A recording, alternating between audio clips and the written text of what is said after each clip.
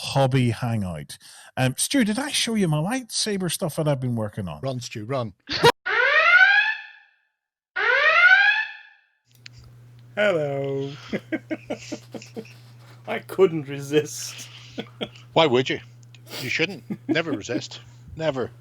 This was the complete baffled look on his face. What are they talking about? Don't ask. Ask questions, you'll just get answers. So, hello and chat. Crispin V, Dan Lee, Hazy Boy, Lida, hello, Toros, and all the other cunts. This is not a show for kids, just to reiterate.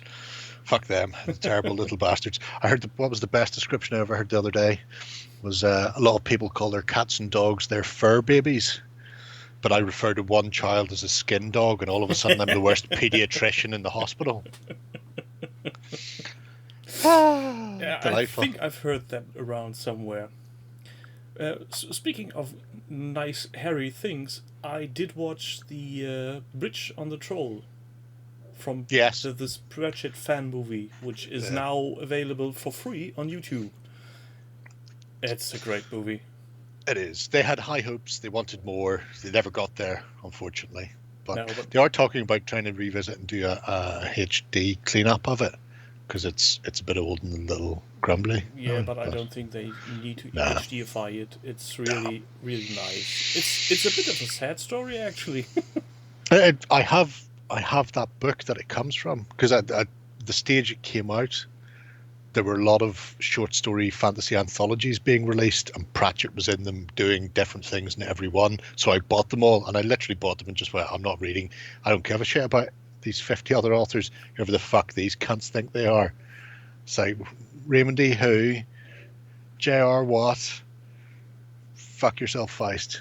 I'm only here for one man and one man. And then like years later I'll be reading something else and I'll open that book and go, oh, there's all these people I've read since then. Oh yeah, they're actually quite good authors. I wonder what the story's about.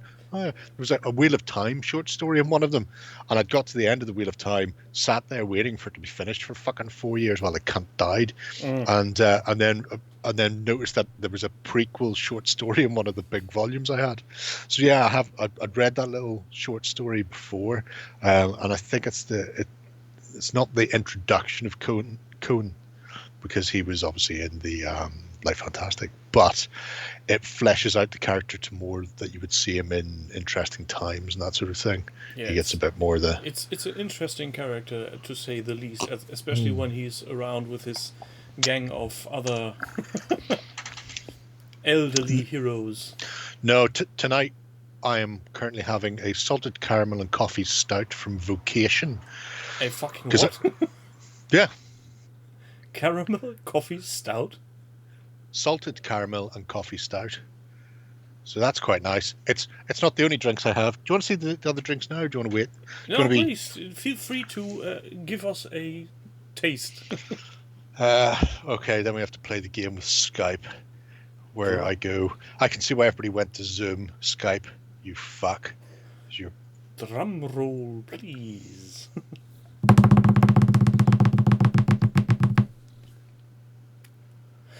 You bugger. The original Stormtrooper Ale. Taste of the Galaxy. The woman in the off license went, we've got these, they're not high volume, don't know if you want them. I go, oh, I fucking want them. and your camera is going on the fritz with colours again, but never mind. Is it? Yeah.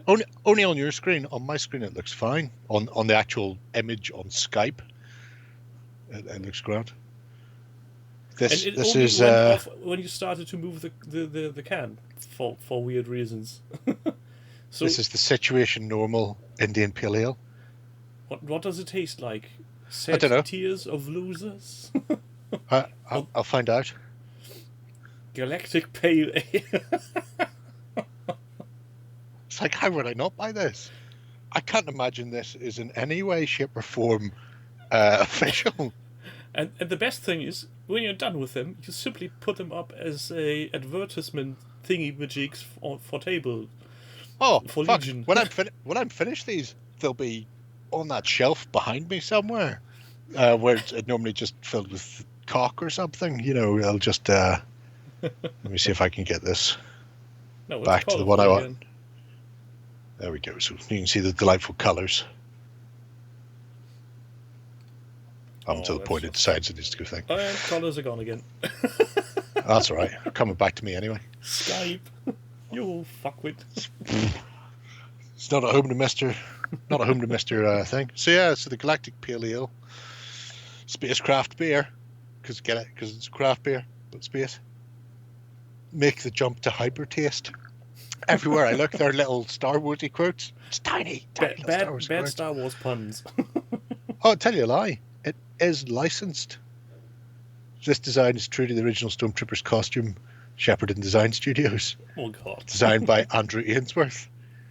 Originalstormtrooperbeer.com.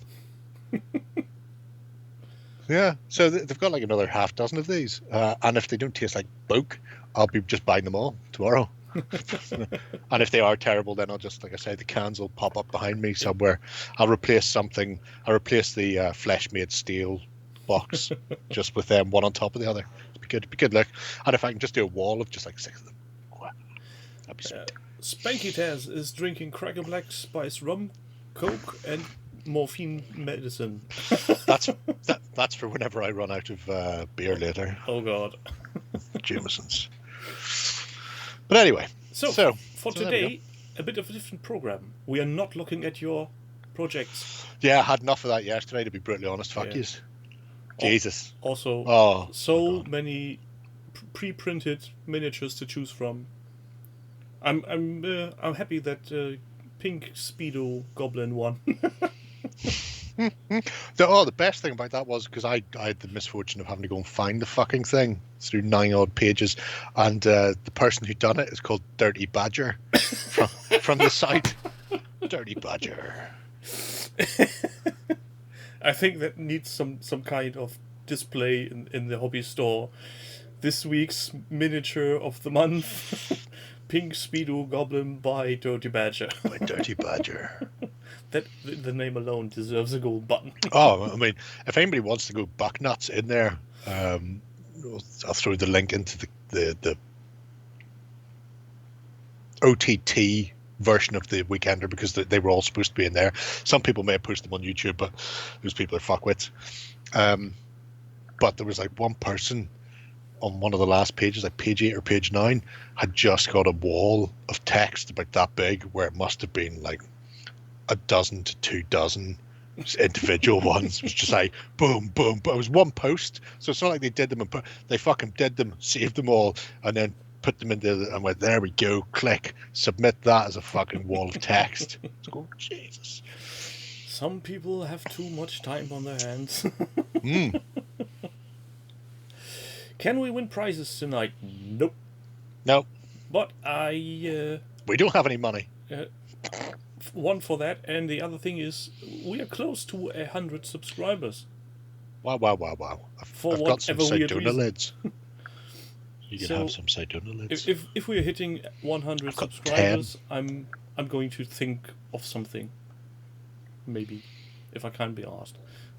Oh yeah, I wouldn't go over the top by any means. Maybe an empty can of Coke or something. Yeah, I'll drink a Stormtrooper beer and then send them one through the post. You know, just because I'm pretty sure I've got expanding foam to do some casting with as a test, so I can actually do expanding foam inside it, so it keeps its shape. Yeah, and also you can't ship liquids. Oh no! I wouldn't want anything terrible to happen in the post. It's easier just for me to drink it and send you the can. The days you are a bloody bastard. Copy of your request. Dr. Fuck, hello my friend. So, shall we start? We today are looking at blogs from other people. Yeah, I thought there's an awful lot of blogs out there, and off the back of this month's Miniatures War Games magazine, where Michael Stockton has a big long rant about how social media is shit and people should really just be on blogs or forums. I went, that's a very good point, and I have a fuckload of blogs. forums that I dive in and out of looking at stuff, and he's got a point, because I can't find those picks for love nor money. So it just shows, if you want to find something, it's much easier to find it on a real site than on social media, which, as we know, is the devil's anus. I can only hope that more right-wing nutfucks from America jump on and kill Facebook and the Twitter and anything else that's out there, a la Parler, you know. And if it takes me just making sock puppet accounts and spending all my time saying that we need to, you know, hang Mike Pence or face fuck Joe Biden or something, then, you know, I'll do that. I have nothing else to do with my time. I'm pretty sure forums and blogs will outlive Facebook and Twitter to a certain degree. Very much so. Very much so. So first one is Crack du Chevalier. Yeah. Now, some of these you will find that they haven't been updated in a long time. However, there's some quality things on some of the blogs, so that's my little caveat, that even though a few of them have gone off the boil and haven't posted in a while, there's still a wealth of information lurking in some of these. So yeah, this one is rather recent from December this one year. This one is still trucking along nicely. If I remember, I've already posted, that's right. If I remember correctly, I found this guy courtesy of Painting War Games Tanks, I think, by Meg. Was it this one? Yeah, because there's Heresy Brush. So this is one of the little sort of group of painters in with Meg and Ruben Ruben Torgarusa and Carlos Siesta. Anyway, so I discovered through their painting this blog. Some of them are quite World War II-y. Other ones are a bit more broad spectrum, and some of them are focused on other periods. So you may find things where it's just eye candy, and other ones will have sort of tutorials or battle reports or all sorts of things. And, you know, I like them all for various reasons because I'm like that. And no, Taz, I'm not going to dance. I'm not Mel. I'm not going to do the badger or something stupid like that. Also, I've got a headset on that would bring horrible destruction to this room if I start to dance. So he's really doing, or she, I don't know, probably he. It's a he.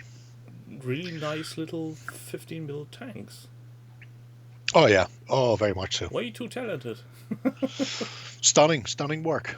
I'm very good if you're after specifically Flames of War sort of stuff, because his majority is 15mm, but as you see there are some 28mm bits and pieces. But obviously you can pull most of it across to other scales. They tend to be a bit more punchy colors, poppy colors, so where they are suggesting colors to use, you'll find if you do push them onto 28mm, they'll look very fucking bright because they're going for the high contrast of 15mm. Oh, nothing a good wash can't handle. Yeah. But it's a stunning thing, and it goes back to 2006, 2008. 2008, yeah. Apparently it's the first one. And that is essentially just infantry. This one was kicking around on my list for a long time because he does, if you go back to the very first post in 2008, if you can do that. Oh, sure. January. Oh, that's a bear. Oh, it might not be the first one, 2008. Where are we? 2008. September, October. December. Really nice set of Germans. It's Germans. And are we the baddies? Further down, you'll see a command stand up close and personal. So a little 3-man stand, front and back. There we go. That one there. And that Splinter camo They actually did the splinters, which is wrong, but forgive them. It's wrong in 28mm and 15mm. It's fucking insane. But lurking on this blog is a step-by-step guide of how he paints splinter camo, and regardless of what scale you're painting it in, it is by far and away the best camo guide I have seen. And I include the Farnsworth because I know somebody's going to type that in the comments. Steve, repeat. They can suck my plums in comparison to his detail thing. Now, I can't remember where it is in here, and it's been fucking years since I was attempting to paint splinter camo, so it could be at any point from 2008 to... There it is, painting splinter camouflage. Simply go by painting guides. Oh, he's got painting. I tell you what, he's updated that because there was no painting guide list at the top last time I was on this fucking thing. It just lived in my not taskbar, bookmark bar at the top. So yeah, gorgeous little thing, fantastic site. And to reiterate, mostly this is 15 mil. This is 15 mil, yeah. Bloody mental. Oh yeah, much better than Farnsworth, much better. So yeah, if you're interested in World War II, there are some battle reports lurking in there as well as the occasional painting guide, and the battle reports are great because it's just really nice to see somebody playing a battle. It's just also, so fucking nice. What immediately sprang to my eye is his About Me section. Same shit, different names. Sometimes I paint toy soldiers to get away from it all. Isn't that why we all are in the hobby, mostly? Pretty much. I just like to watch people die, and since the police started to catch up on me, it's easier for me to do it on the tabletop than it is to do it, in and around the homeless people of Antrim. So, shame. Doris, who told you that I would be starting 6mm fantasy? That was a purely hypothetical question yesterday. You're a hypochondriac? Yes, that too. Also, the discussion we had with Panzer today in the Discord, I don't know why you found this word so amusing. Regenreinigungsbürste. It's a much simpler word than drain hedgehog. True, it is. German, it's such a poetic language. What's your word for diarrhea again? Fall through? Durchfall, yes. And, it's so poetic. Yeah. Yeah, but it does exactly what it says in the tin. It's the Ron Seal of languages. We also have different, more, let's say, colorful names for that, which is speed shit, Flitzekacke. That's one way of doing it. Yeah, so I just got completely distracted by or even a battle report. More military version, which is Durchmarsch, which is marching through.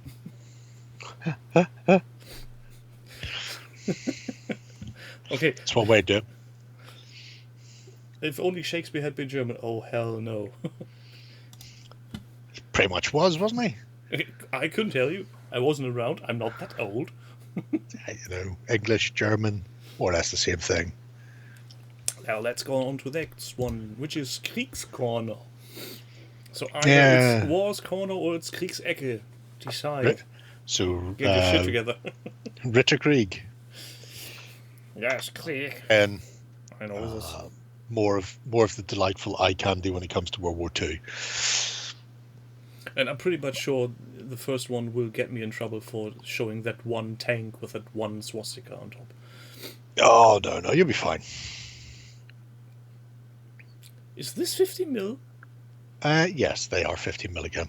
Although he's super detailed that, including doing the pitting of the cast marks around the hull and the turret. So, these are the guys. Some people are way too talented for their own good. Yeah, these are the guys who appear in things like the painting books I have. So, and again, he's another talented fuck.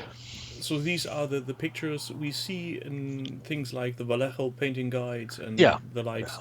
Yeah. And then throw our paintbrushes into the window of our neighbors because we're frustrated because we can't get things worked out. You say that, but I'm very old school when it comes to painting. GW used to do really nice painted models in their books and magazines, and that always just encouraged me to try and get better. And then at some point they decided if they just shat on the page and told people it was okay to be shit, that was a good thing to do. And, you know, fuck them. I'd much rather see aspirational paint jobs than see vomit put forth by a company. I will never forget the fucking painting book that arrived to be sold, where it was painting armies, and somebody, I want to say it was Jervis Johnson, it could have been Rick Priestley, it was one of them, and they'd painted orcs grey with either a red wash or they'd painted them red and then heavily dry brushed them grey over the top. And I just looked at it and went, what the fuck are they doing? What acid trip are they fucking on? And why do they think anybody would want to paint? Why would I pay money for a book to show me how to paint like garbage, like steaming hot jazz? I'd much rather go, this guy's painted this. Holy fuck, look at that. How has he painted that? What can I do to get to that level? Is there any techniques or tips?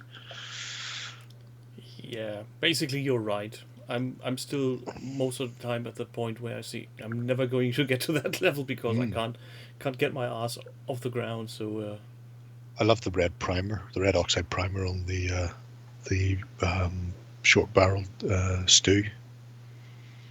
The where, who, what now? He's probably coming up actually if you haven't scrolled down far enough. Yeah, it's after him. You'll see it. Half tracks, camo smock, more ridiculous camo painting. No, Stu. When it's got the 105 on it, it's not a Stug. But again, yeah, it's just really nice. It's just sweet eye candy.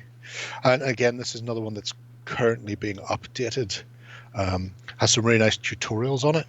If you scroll to the top and then look at the right-hand side to some of his sort of blocky things just below the share. Yeah. Rulebook, so Faces tutorial. Faces tutorial on 50mm. Please. Yeah, but again, everything he's saying there can be done on larger scales. I wouldn't do it on smaller scales, but you do it on larger scales. And it's nice just to see somebody going, here's what you can do, here's what you can achieve. Why settle? Go big or go home. Or go small and go home. In this case, it's mental. Yeah, Spanky. A lot of it is down to muscle memory. The best painting guide GW have ever done, and it's not that grey skinned fucking orc one at 20 quid a book or whatever the fuck it was this one from 1989. Which you sent away. Look at my fucking crisp, pristine.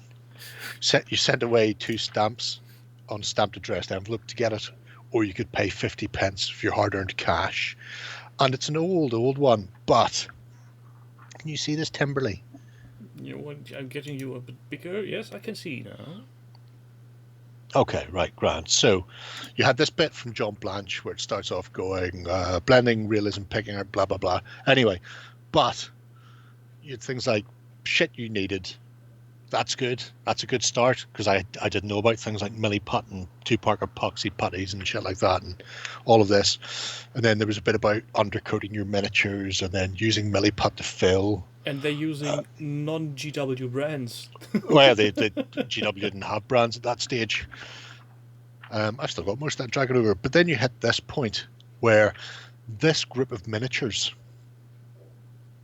here, so the Advanced Hero Quest Knights, the Space Wolf Terminator, the Empire Wizard. Oh, I remember the orc. And they go through that same set of miniatures page after page, going, do this, now do this, here's how you highlight, here's how you shade. This bit explaining how to dry brush was fucking one of the most important 2-step guides I've ever seen in my life. On a black jean stealer with white, just going, here's what you do, you fucking brush it on, you wipe it the fuck off, you've got fuck all on this brush, and then you brush it over, boom, highlights. Then we go back to the set of bastards again, and then it finishes off with, like, you know, explaining a bit about various highlighting and and details. And it's a 15-page guide, and it was one of the most spectacular painting guides GW have ever released, and I include present day in that, just for going, here's what you can do, here's techniques you can do, now fucking fuck off and practice them, you fuck. Which I think is what they said at the very end. Possibly John Blanche said that. They may have edited it out though when they printed it. Golden Demon says, if you're using your miniatures for gaming, a coat of varnish will help. Protect your miniatures. Shit, yeah. There's a great little quote in it somewhere that if it's cold, it takes longer for the paint to dry, which is why you'll often see pictures of the old heavy metal gang in really shitty jumpers, because they kept the studio Baltic, so they didn't have a lot of paint drying out on them. No need for wet palettes or anything like that. And for that, I mean, I've stuck with that ever since. The radiator's turned off in this room. It hasn't been on in fucking 10 years. That window hasn't been closed in fuck knows how long, unless it gets particularly loud outside when we're filming. And last time I went to shut it, I had to take WD-40 to it. Everything is about keeping this room fucking sub-zero when I paint. So yeah, they can do it, and it's nice to see people going, here's what you can do, just fucking, yeah, you know. And I think these let's call them basic painting tutorials, like the one you just showed off, should be the starting point for everybody. Here are the basics, this is what you need, go nuts for a year or two, and when you find yourself at a point where you say you can't, you're not feeling that like you're getting better, then you start with slide it back into its Polly Pocket where it stays safe. But yeah, it's I mean, everybody's at a different level, but starting off by telling people who are getting into the hobby that they'll never achieve something, or not even showing them what they can achieve, is just underselling it, I feel. So Taurus, I don't know if Mr. Ritterkrieg has a 6mm part in here. 144. Too much to do. Shame. You're going to miss all the swearing. Oh no, the swearing will stay in. That's all right then. We are not censoring this. You should have known by now. We are not bleeping anything. Why should I? I don't know. Freedom of speech and such. Maybe we will. So I'm just having a look at the SMG teams there. Fucking amazing. Although you would have to jump to 2016 to see that. But yeah, again, World War II. A lot of these you may be surprised to find I discovered. Oh, that's a good one actually, because if you are there, if you scroll down far enough, you'll see he replaced the tripod on a cast metal MG with brass because it wasn't fucking right. Oh, it's enough to make me want to just turn my camera off and slip a hand down my trunks. I was about to say the paint job on this one is nuts. Also, having a miniature on literally a nailed head is a bit of a show off, and then he starts building tripods for 15 bloody millimeters. To be fair, I use golf tees for my 15mm stuff. Golf tees up a bit bigger. Oh no, a little bit. Talk amongst yourselves. Don't say fucker bugger. Oh, I hate people that are talented. I hate them. Well, that's fun. Let's bring that up close. That way I can have my hookers at their lampposts. Hookers at lampposts. Yeah. I'm not going to say they've been up there a while, but there's quite a lot of fucking cobwebs on them. At some point I will paint them. So yeah, the golf tees technically are bigger, but as you can see, I fill mine with the little tubs, whereas there's got an awful lot of screw room on top of his nails. Although the polystyrene is nice for slotting them in and out of, but I've since moved away to just like a dense foam, because when you pull them out, you're not left with the holes anymore. They sort of self-heal. Next jerrycan. How to declutter your miniatures that have been in storage on top of shelves for too long. Mostly I leave them up there. The spiders seem to enjoy them. I'm not going to interrupt the spiders. You don't want to interrupt spiders playing a game of War Master. Yeah. We'll say there's an awful lot of stuff down the side of some of these blogs where it goes to here's blogs that I follow, and that way you can find some insane stuff, but also you need to put aside like a weekend and just follow the thread from one. Like you go, this week I shall look at Ritter Krieg's blogs he follows, and then just spend all day just not going from those blogs to other blogs, just looking at the ones he looks at and then go, well, this one is good for me. But again, really shows what you can do if you really put your mind to it. I think it's sensational. Every time I see it, I go, I should really just go and paint my fucking World War II stuff. The only thing that annoys me is that Blogspot for some fucking reason always recommends, we can translate this into German for you. No, you nitwit. Don't. Next. Just add water. They could be ships. Spanky. Ships? As I was pointing out earlier, a Galway hooker is not a lady of negotiable affection. Galway hooker is a... fuck knows what I've done with the 10. Galway hooker is a boat. Oh, there it is then. So yeah, Galway hooker. Doesn't necessarily have to be a slag. Well, can be both. So maybe it's a very small boat leaning up against the lamppost in France. Driving around in a small puddle. Well, she's wet and everybody gets a go on her. Yes. She's like a pleasure craft. Hey boy, I can take you on a pleasure cruise. 350, one saki. 350? I ain't giving you no 350. Get the hell out of my house, you goddamn sea monster. So, Just Add Water, who is this? So, Just Add Water is a delightful set of mostly Ancients and Dark Age stuff. Is kind of why I'm following them. But again, it's really nice sort of eye candy with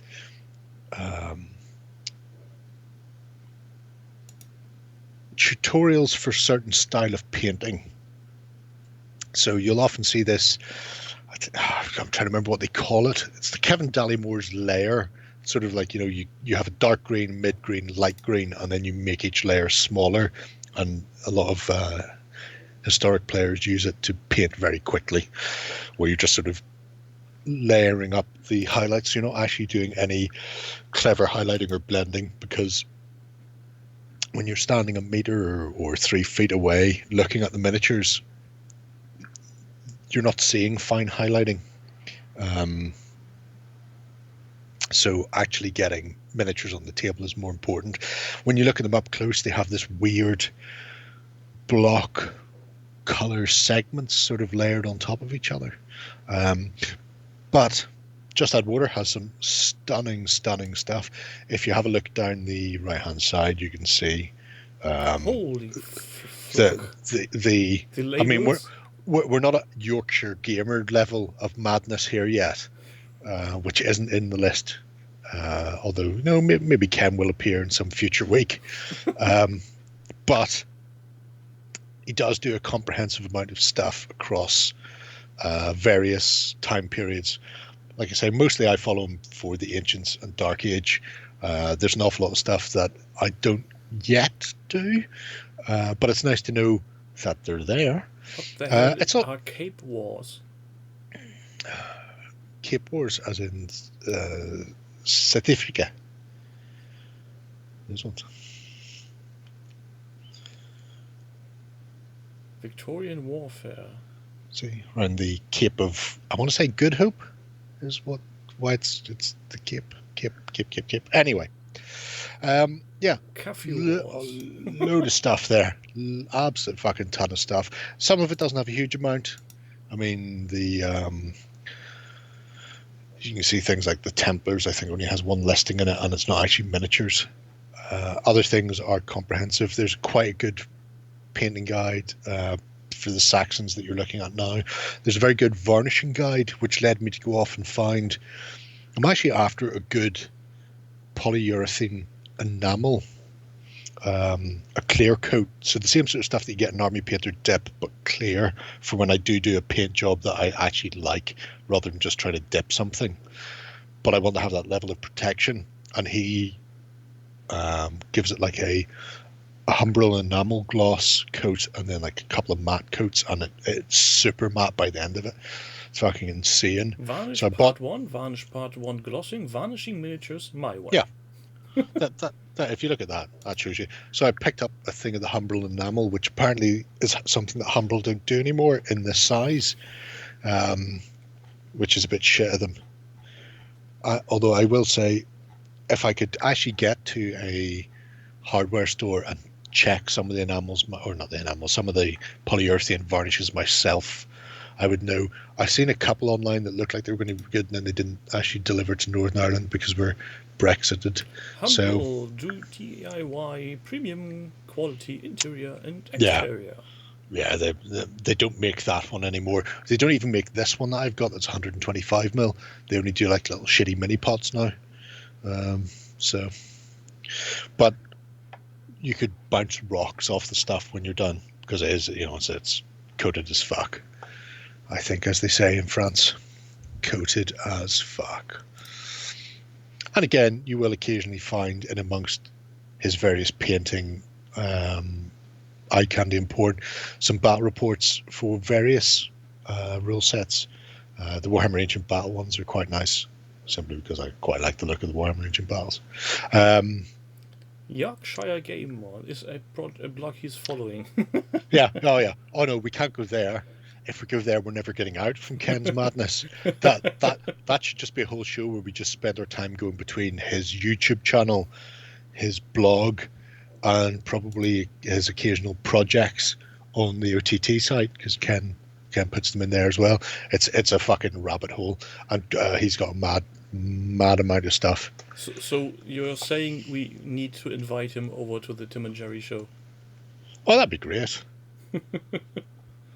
Well, if you make contact, we can certainly make something out of it.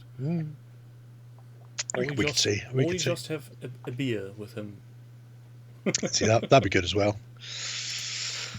So, next block, please. Twin City Gamer. Yes, so... Mutata Witty for Saga. So, if anybody remembers the YouTube channel Wisco Horn Dog, where some bloke who's probably on the spectrum thought that was a good name, he's now renamed it Rod's Rules, and he mostly does Saga. This is his blog with Monty, who, as of sort of middle of last year, Monty has become a regular on the Rod's Rules Saga videos. So this is... see you, Steve. So this is their sort of combined blog. So it will be nearly all Saga based. I will say that right out the bat. I do know that they play other games, but you're mostly just looking at this for Saga. Certainly in the most recent years, going back a bit, you'll see it divert somewhat. But there's some really nice stuff. Monty is a prolific painter. So these, I mean, he's a legend there. Apparently, every individual hair was static grassed in there with on those electric machines. But no, that this Mutawata Saracen warband is his most recent. I think it's the fourth one he's painted to completion. He paints them, then he gets bored with the list and sells it, and then buys it again, and then paints it again. So this time around, he didn't have any transfers. So all of the licorice writing on the shields is all handwritten. There's no little big man transfers for anything. I was just about to say, is this just some gibberish he wrote on there, or pretty much? I think, yeah. I did think he copy something? No, he was saying, trying to work out exactly, because if you look at Arabic script, it's very delicate. It is like calligraphy. So he just went for the feel, and in some cases, the white sort of on the black shields is practically ineligible, because it would be the right size for a 3-foot shield, but he's doing it on a shield that is maybe 11 millimeters across, so he just went for the feel and flavor. But fuck me. So hopefully he didn't insult any mothers on there. I imagine it wouldn't make a blind bit of difference, because people who don't care won't give give a shit, and people who do care will cut his head off anyway, regardless, probably for the fact that he's painting them, screaming Allah Akbar, and then Monty's head will end up between his legs at some point. So what the hell? Busies, is he busy? Let's get busy. I really. Are you looking at the icons? They probably are, but you can't say for certain. I do have a set of little big man transfers for my Romano British, which don't feature that particular shield, but then it may be there for something else. So yeah. But like I say, Rog is good, but Monty is fucking prolific, and if anybody is into Saga, and it is very Saga centric, their YouTube channel, Rog Rules, is worth visiting, just to to hear that. And they'll talk about all sagas, so not just Viking or Crusades. They're getting into Age of Hannibal, and they play an awful lot of Age of Magic. And Rog has done some beautiful demon conversions for Underworld using corn plastic bloodthirsters, or not bloodthirsters, bloodletters, where he's done like Cthulhu-esque cephalopod tentacle faces as conversions, and then did them in greens and blues, and they look stunning. So if you push back far enough, you may find the occasional fantasy bit from when they still played Warhammer. But as you can see there, there's a prime example. Somebody's Irish facing up against dinosaurs, because look at this. People sitting in a room in close vicinity, no masks. That's Monty there in the red shirt. And the guy with the big beard and the grey hat off to his left looks an awful lot like my friend Tony. Although since that's in America, I'm going to go out on a limb and say, definitely not Tony. So pushing away from the delight that is World War II from the last couple, the Twin City Gamers, it's really nice, specifically for Saga players. But, if you're into your Dark Age-ish sort of gaming, there's an awful lot you'll find there. I would say drink, but I'm drinking already. That will do, the biggest thing, especially when you're doing historics, is finding the reference material. And the nice thing about these blogs is an awful lot of these people have done the heavy lifting for you. Yeah. So if you don't have time to go and dig into 3 or 4 textbooks to try and find bits and pieces, and I know myself from looking for stuff that some specific things you will find multiple times on the internet. I mean, if you type in Spartan, you will fucking fall over stuff about the Spartans. But if you decide that you want to do one of the other city-states, you're kind of up shit creek. And likewise with these sort of things here, you'll find some factions in Saga are better covered than others. So these blogs are a good way of doing it. Oh, and I, speaking of Spartans, today I saw a news entry, I can't remember where, but it was a museum in Greece, where they had a complete room full with unrestorated Spartan and Greek helmets. Ooh. That would have been a lovely thing to have a close-up on, or a panning shot to see all the details, because they were simply just cleaned and set in shelves in their greenish tint that is now the patina. We have at least one tamed Greek on the OTT site, don't we? Do we? We do. Is Athens direction. It might be. I mean, there's a couple, and then there's Medieval Warrior on YouTube. Nick is Greek as well. He does an awful lot of stuff. He's not on this list, but maybe we'll introduce him at some point in the future. He's part of the Tabletop Commanders group. He went out and did videos of some fortifications in Greece from various periods, from like Byzantine on down to First World War type of stuff. So there are people out there who, if we gently go, please, if you get the chance, could you? That we may be able to get better pictures, because if that room is even accessible for the public. Well, you never know. I mean, some of them are open, some of them aren't. There's that place in Italy where they found one of Da Vinci's pupils' paintings was recovered yesterday, and the museum that it was stolen from hadn't realised because they've been closed because of coronavirus, and the response was, we had it as recently as January 2020. So it's like, you realise it's January 2021, fuckers. There's literally 12 months where you were missing a 500-year-old painting by one of Da Vinci's pupils, and you didn't know? Oopsies. Oopsies indeed. Well, on that note, trouble at Team Mill? What? Trouble at Mill? I was told to come in here and say there was trouble at Mill. I didn't expect the Spanish Inquisition. Nobody expects the Spanish Inquisition amongst our weaponry. To cut a sketch short. Trouble at Mill plays an awful lot of the Lardy's games, which, I'll be honest, I can take or leave quite happily, you know.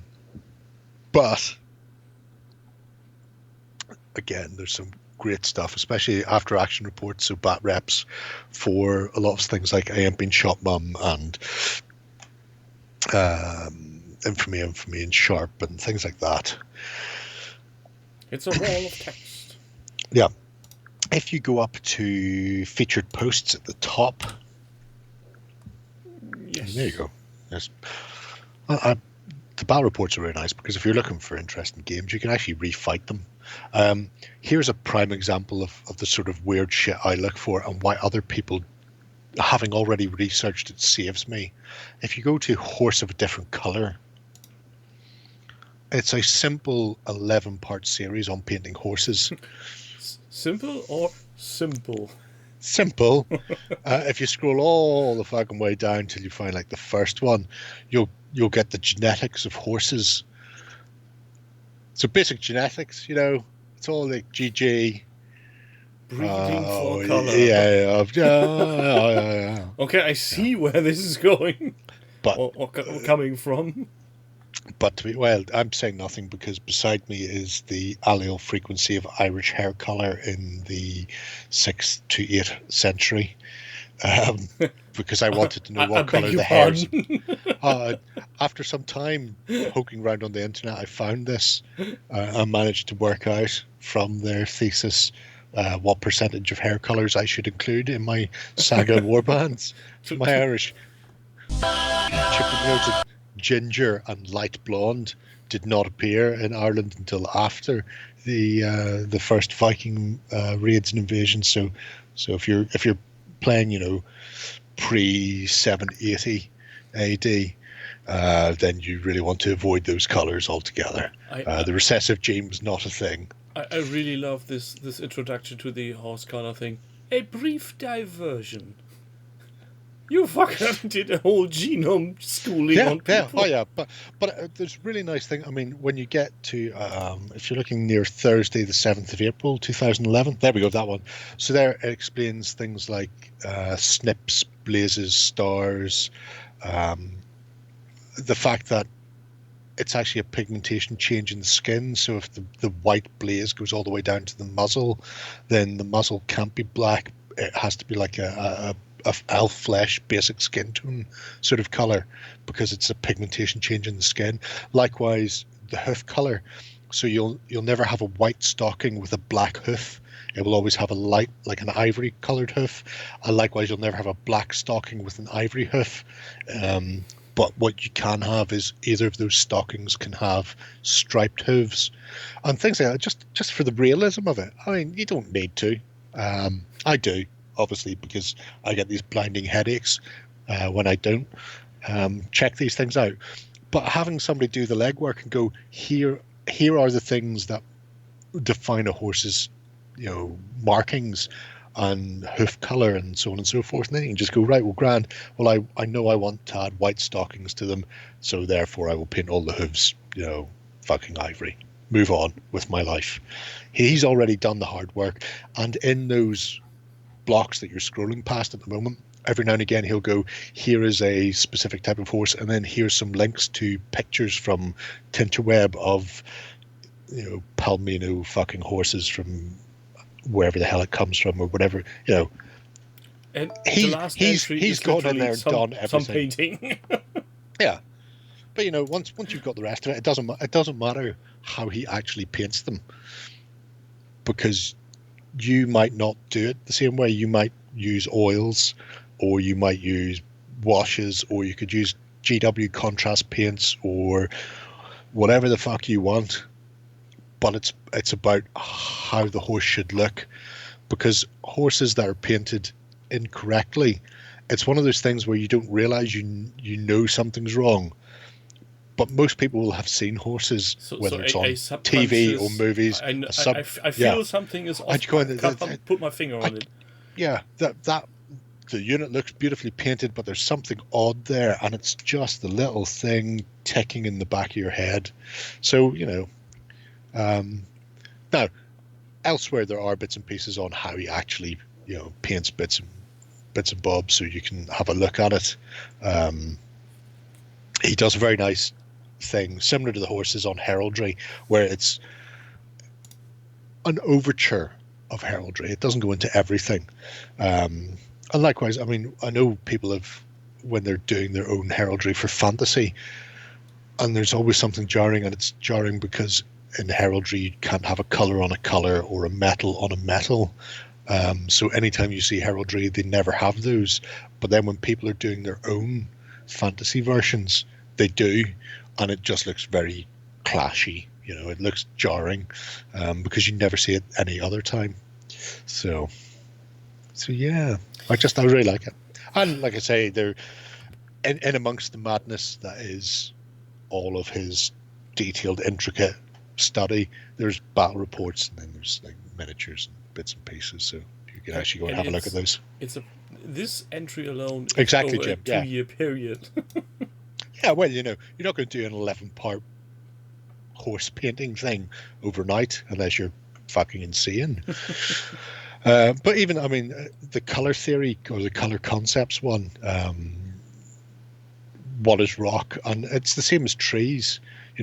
People know stone is grey, and then when they paint castles and they go, I'm going to spray it grey and then dry brush it lighter grey, and go, well, technically, yes, it's a stone, but it doesn't look like a stone. Likewise, trees are brown and leaves are green, but if you paint a tree brown and have green leaves on it, it looks really fucking odd, because the colours that everybody knows, quote unquote, quote, are the colours are not actually the colours. And just understanding that, and understanding the sort of the differences that are actually there, is getting away from the abstract mind picture you have of a tree, of a rock or something, with the actual thing that exists in reality. Yeah. Especially if it comes to trees, there are more trees that have a non-brownish bark. Almost a brown grey or a silver.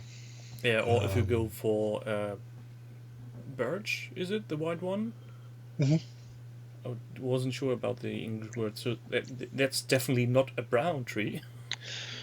Yeah, birch or ash, I think, as well.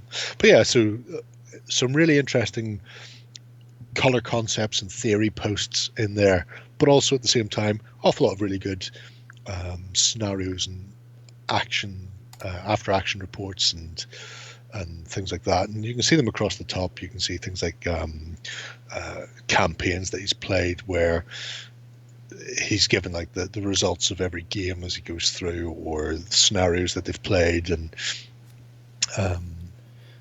things that you could replay yourself. I would love to say I'm going to read up on all these blogs, but we all know that would be a lie. Even if I would try to read up on all those, I think I would have to neglect something else.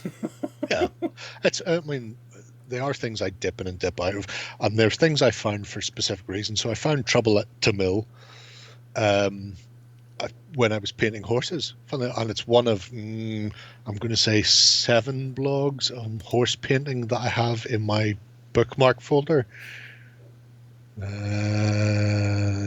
About 7, And they're literally the only reason I know about them is because I was going, I need to paint horses. What are the rules for painting horses?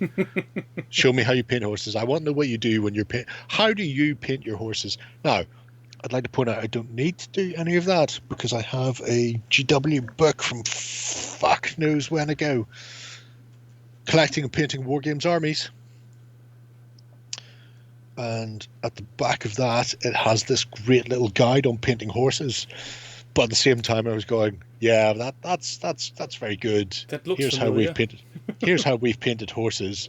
But at the same time, I then went, even though that's on my shelf and within easy reach, I'd much rather have other people's opinions on the matter. There's Jakob Rune Nielsen when he wasn't winning a Golden Demon painting goblins. Well done, you, Jakob. Anyway, so yeah, so. It's weird how I find some of these things. It could just be something that I'm interested in at a particular time or something that I'm looking for. And then I stumble across a blog and it's like, holy shit balls. I should look at this. And then we go off to Kevin's Miniatures. Good old Mage Knight, Kevin. This hasn't been updated in a couple of years. Well, close to 2 years now. Yeah. But... this is broad wargaming church, shall we say. So you've got your science fiction, but you've also got World War II and fantasy gaming, and you've got a variety of scales from 6mm up to 28. There's a whole host of things in here, depending on your motivation, I suppose. So for now, I'm only seeing 40k, which is to be expected at some point. Are you on the front page? Still, yes. Okay, so if you scroll back up to the top, so there's a guy from Canada, but it's not his fault. Some people's parents are to blame because they should have moved to somewhere else before they were born. If you scroll down just a bit so we can see the stuff on the right, so the links. So ignore the years, unless horses. You know. Yeah, you can see where I find this one as well. But if you scroll down a bit further past the year archives to the actual labels, and there's a wealth of stuff in here, a literal fuck ton. Some of my favorites. If you see the very first one, the 144th.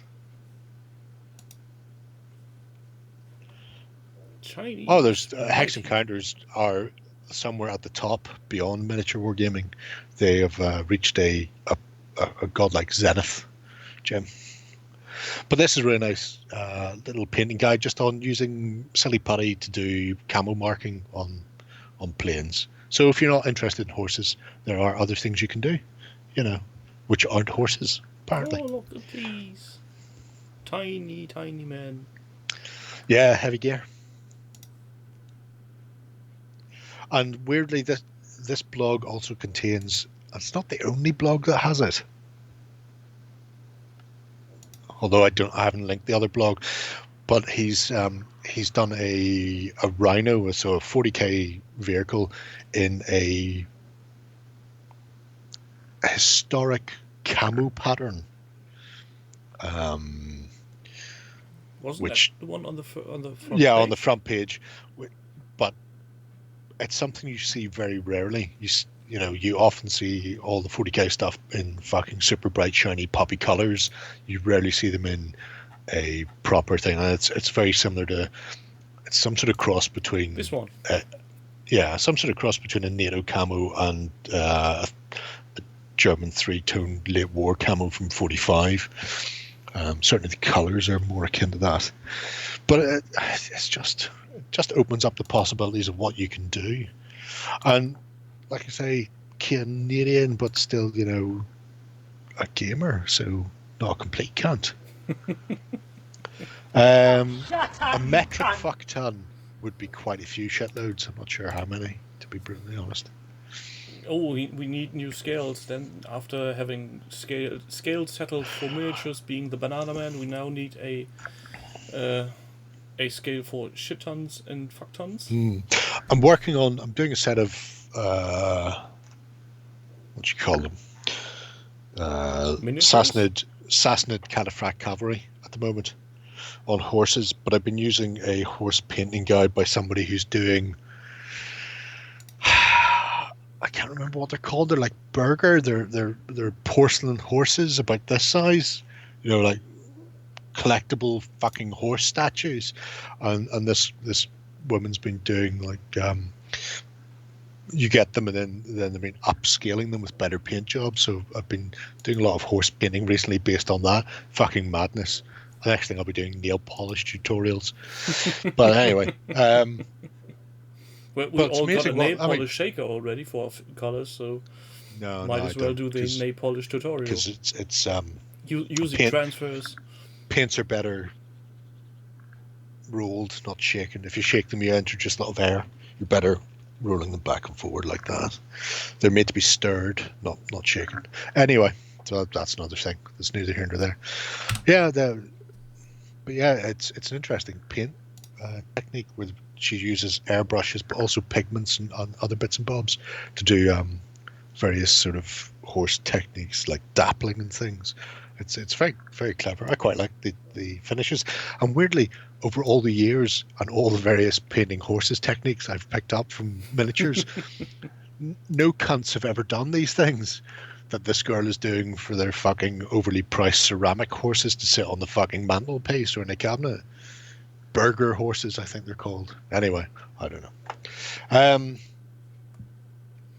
But yeah, so Mage Knight Kevin stuff. Lovely, lovely, lovely stuff. I'm hoping that it's just a 2019 tail off, and then 2020 was obviously a fucking washout, and we will see more because they've been doing various things for several years now. If you go to 2011 in their little which was quite big, and then go to December 25th, Christmas Day. Oh, he's not doing Star Wars Christmas. Yeah, fuck it, why not? Yeah. No, this isn't just because I like SWTOR, although obviously it's great. But if you go down a bit further past the Star Wars, there's Hex Counter World War II using micro armor. So that's great. So it's a little curse scenario. That's just really nice to see. So, and he's obviously of the school of Jerry camera photography. There's nothing wrong with my photography. I don't know what's wrong with your eyes. Every one of those pictures is fucking sharply in focus, just like all of my pictures. To get back for something Jim just said. Of course, we are talking about metric fuck tons. This is a German podcast.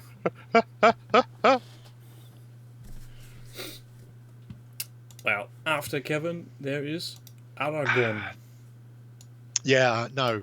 People will have to try and work out why I've started following this blog. Aragonos War Games. I mean, it could be any reason at all that I started following this blog.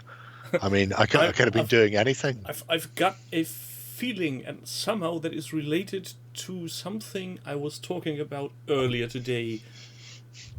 Could it be Amazon Prime? Yeah, it is. It's all about Amazon Prime. It's all about the sweet, sweet goodness that is the Birds of Prey TV show. Ah, see, and I was thinking it was about Picard. Picard, the greatest TV show ever. The bestest thing that you will ever come across in your life, ever. So, just in case you haven't figured it out yet, we're talking about Zulu, and at least in German Amazon Prime, Zulu has been added recently as a movie, so there's my weekend sorted. Which makes sense. And I'm going to count the stripes on every sandbag I see. Good man. Hey, it's the only reason I watch it, to be honest, is to look at the sandbags and just think, they've got sandbags, why did Denizen not put them on his project? Oh, you evil man! Am I though? Am I? An evil man would be to bring it up so often that he went back and put sandbags or stripes on the sandbags. But he hasn't done that, has he? Has he? I couldn't tell. We need to look at this project again next week or something. Don't worry, he has. I know. It's not as good as the time Hazy Boy started painting the fucking white onto Luke. Was it last week or the week before? Because we mentioned it while he was there. I was like, well, it's, you don't have to do it, but you have to. A little hint that he may have to correct his miniature. We didn't expect anything. Oh, no, I did. I definitely fucking did. So if you're not just painting Zulus, what the fuck are you doing with your lives? Aragonar has a wealth of tiny fighting mechanisms that he does apart from colonial British warfare. But although I will say it's inactive, is it? No. Oh, he's active up to last year. So if you go to because you've labeled the Zulu bar. Yeah, no, I specifically had to go to Zulu. So middle of last year, he was just getting started into Star Wars. So yes. Now, it is the wrong Star Wars, but it's Star Wars. But I am curious because he is doing Galaxy Heroes as well. So Fistful of Lead is a super simple system that started as as Wild West, hence Fistful of Lead. But since then, they've added these little supplemental books that you can do your sci-fi gaming. So you don't have to play Star Wars Legion. You can play the Galaxy Heroes system. There's a like a World War system for it as well. There's even a ship combat one as on top of that. So I've been curious about the Fistful of Lead for a while. I haven't picked up a copy of it, although I am keen to give it a go. Do we want to make a guess on what this little corner of his shelving is worth? Given that everything is in the box that says on it. So we got a box of Gene Stealer, a box Deathwing, a Space Hulk, and another Space Hulk box, and what looks like Space Fleet Gothic on top of it. Battlefleet Gothic. Up the top. A GW, and that's a GW mail order box, but I can't see what's written in biro on the side of it. It can't be that much. I mean, they've released another copy of Space Hulk since that time. I mean, those are all out of date as far as GW fans are concerned, because they're older and therefore worse. That's an unusual Terminator skull head and some sort of massive metal fisting. He's Fisto. It is much tidier than what I have to deal with on a regular basis. I will say that. I do like the spinning, rotating stands, and I wish I had those because it would mean I didn't have to tidy as often. I tidied this bit here over Christmas, and it really annoyed me, and now I can't find anything. I'm pretty sure those things are very prone to tip over. No, they'll be fine. Magnetize them, or just bolt them straight to the fucking desk. You'll be grand. You'll be fine. We're all fine here. Anyway. Oh, and he's collecting inspiration. Yeah, some really nice stuff there. Not sure where he got it from. There's some text coming up soon that people in the audience can help us with. Because I looked at it and it kind of felt Scandinavian/Germanic to me, but I can't place it. So it's probably Dutch. It's the worst language. Dutch. I think it's just below that. You'll start hitting the. There we go. See. So no, clearly, that's not Dutch. so clearly is that Medici? So that's yeah. But then, what's going on with that? I think Lena needs to translate this, or try to, or at least tell us the language. Because I'm seeing umlauts on the O's, which I know means they're not Swedish, and I don't think it's it's Norwegian. Yeah, see, but it looks weird. See, because there's letters in there, and I'm going, it kind of looks familiar, ish. Anyway, mad dog shit going on there. Look, it's got English and German text as well. Oh yeah, I don't need that. I'm curious as to where this is. The fact that that's because I mean, generally, if something like that is going on, then the big text will be the country of origin. Whereas you're looking at it, you're going. Well, if you look at the labels, it's traveling Sweden vacation 2070. Well, where the fuck was he? Because, and this is no word of a lie, I have a map of Stockholm's museums, of which they have 74. I didn't visit them all because there's some shit in there like the fucking Museum of Ballet. But every cunting museum that I could have visited that was vaguely historical, wargamery type, I was in. And this cunt I never seen. And also, I'm still not sure because I'm positive they don't have umlauts in their language. So it seems like a lie to me. Also, if you're ever in Stockholm, the Army Museum is a lot of fun. So the tag that I think gives away the location is Kalmar. Part 1. Yeah, it didn't look Swedish to me either, but you know, could be lying. I like the little hobbit fucking armor there for Tyrion Lannister. The day after kissing with Moose and visiting ex-crew, we packed up and hit the road towards Kalmar on the east coast of Sweden. Weird. The Characters Hotel. Karakters Hotelette. No, I have butchered that name. That's all right. We always butcher German. So you're allowed to butcher another language for once in your life. But we're used to it by now. It doesn't offend anybody. Renaissance Castle. Where the fuck are you? Oh, I know where. It's down in Skonia, which is a dark and shadowy place that nobody talks about. Don't go to these parts. Did you call it? I wasn't looking at that. All right, maybe it could be from Old Skonia. All right, yeah, fair enough, yeah. You are correct, it is. Do not look there. Anyway, apart from that aside, as to where the fuck the Swedish was from, and Tyrion Lannister's little hobbit thing, a fantastic we blog can't filled look it with up unusual or, stuff. We are not able to read. Don't pour salt into that wound. You know we can't read. Two illiterate old fucks complaining about other people's talent or painting miniatures. To be brutally honest, I can't see how the book club is going to work because most of the people can't fucking read on the website. It's going to be atrocious. I know this because the amount of times things are posted and people just look at the pictures and then comment weird shit underneath. And you just sit there going, did you read the words that went with the pictures? Nope. No, you didn't. Did you, fucks? You illiterate, knuckle-dragging remmongs.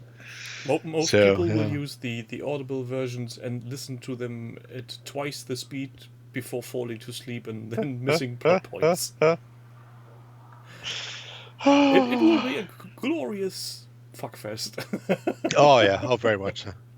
I'm staying clear of it. We shall see how that ends. Yeah.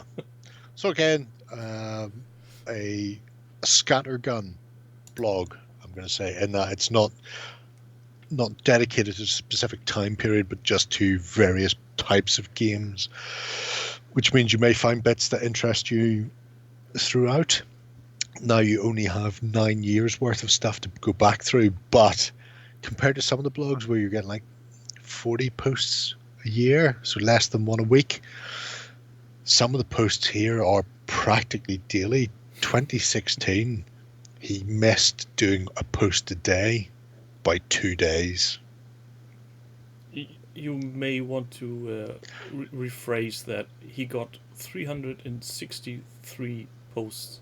Exactly, so he was 2 days short of a post a day. Wasn't that a 365 days in the year, mate. What? No, I was just thinking, wasn't that a leap year? Was it 2016? I don't know, possibly. In which case 3 days short. Regardless, 363 is mental. Strap on. strap in, strap on, or you can going for a start fucking. with 2012 that has only one entry. Yeah, build up to it. But there's some spectacular things, making terrain using sponges and scouring pads, history, fucking all sorts of weird shit, pulp, Scooby-Doo, all sorts. I mean, literally, it is a spectrum of stuff in there. A hobby butterfly, as is described. Yeah, very much so. Very much so. Well, then off to the next one, which is James Wapple miniature painting. Yeah, so I imagine a lot of people will know who he is. The name rings a bell, but I can't figure out why. He has a Patreon. He has a YouTube channel. Before Tim Spakowski became Footsore North America, when he used to have his own place, James he may still sell actually painting guides through the American site, which I actually bought several of them, and they generally you buy them and they send them out to you on USB. And I'm in Ireland. Can you send them to me digitally? So they uploaded them to like a Google Drive for me to download. But James is an exceptional painter, and that fire golem was from a Kickstarter. Now there's a full painting guide on how he did that, and did OSL lighting, and it's super simple. But he explains it as he's going through. Like desaturating the reds and the browns that are going in over the top, so that it doesn't look weird, by adding in a light green color that was so fucking bizarre. I actually had to go out and buy it. Highlight USMC tractor from Vallejo Panzer Aces. It's this weird sort of spearmint greenish gray, but he uses that to desaturate the brown for doing the cooling lava over the top and stuff. The man is a fucking legend. An awful lot. This one is just an eye candy. You will not find battle reports or any shit like that in here. This is just painting. But if you are looking for inspiration for painting, specifically fantasy miniatures, by fuck will you find it in here. Sadly, seems to be on hold as well currently. Yeah, I mean, people who actually bother backside go to forums and blogs generally aren't as cuntish as they are on Facebook, where you post something and then they immediately call you a twat and suggest that you're impotent, which seems to be, I think, the default for social media, is that you've done something and therefore you've done it wrong. Even when you're trying to help somebody, the initial thing is, it's a stranger on the internet, therefore I will argue with them. Whereas, because the blogs aren't sitting there and they don't disappear, they're more friendly, they're less adversarial, I think is probably the best way to put it.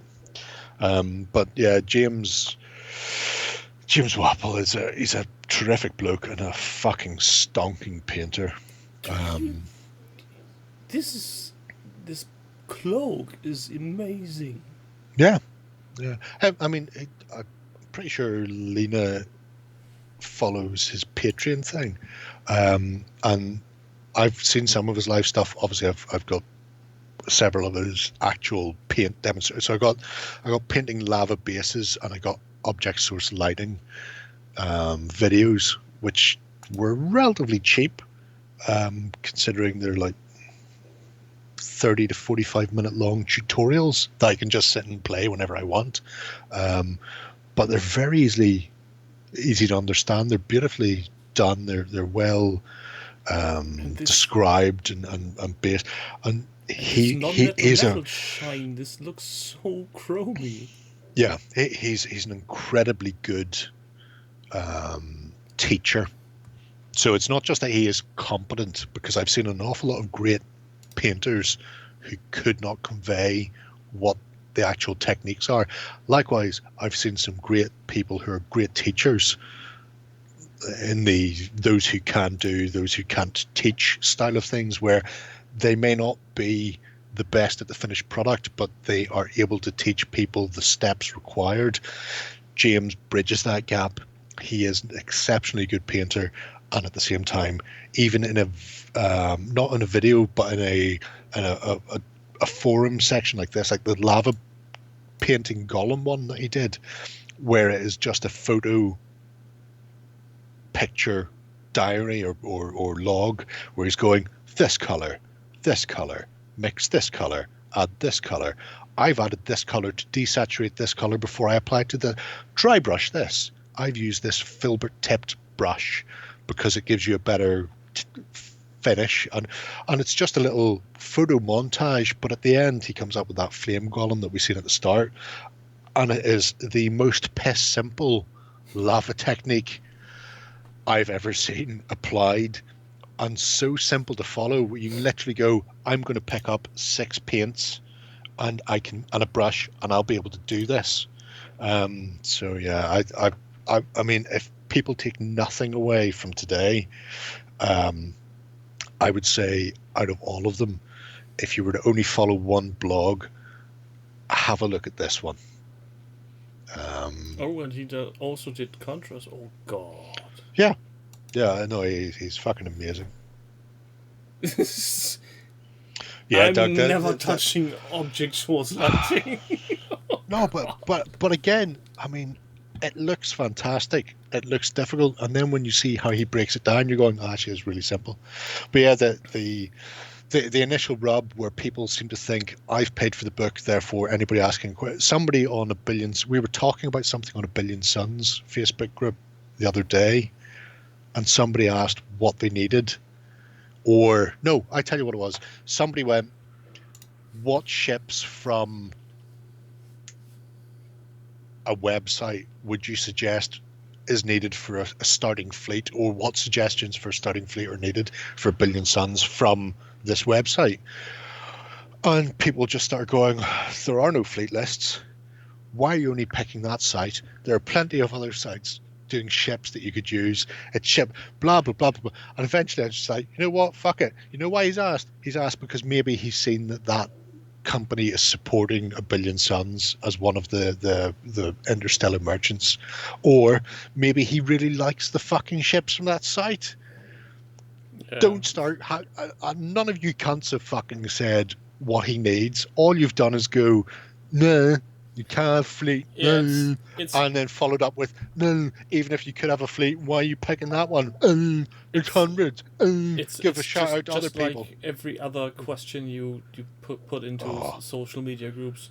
If you go, I want to, let's say for example, I want to buy a new CPU, and I really would like to use brand X, and you'll get 25 people going, no, you need the other brand. And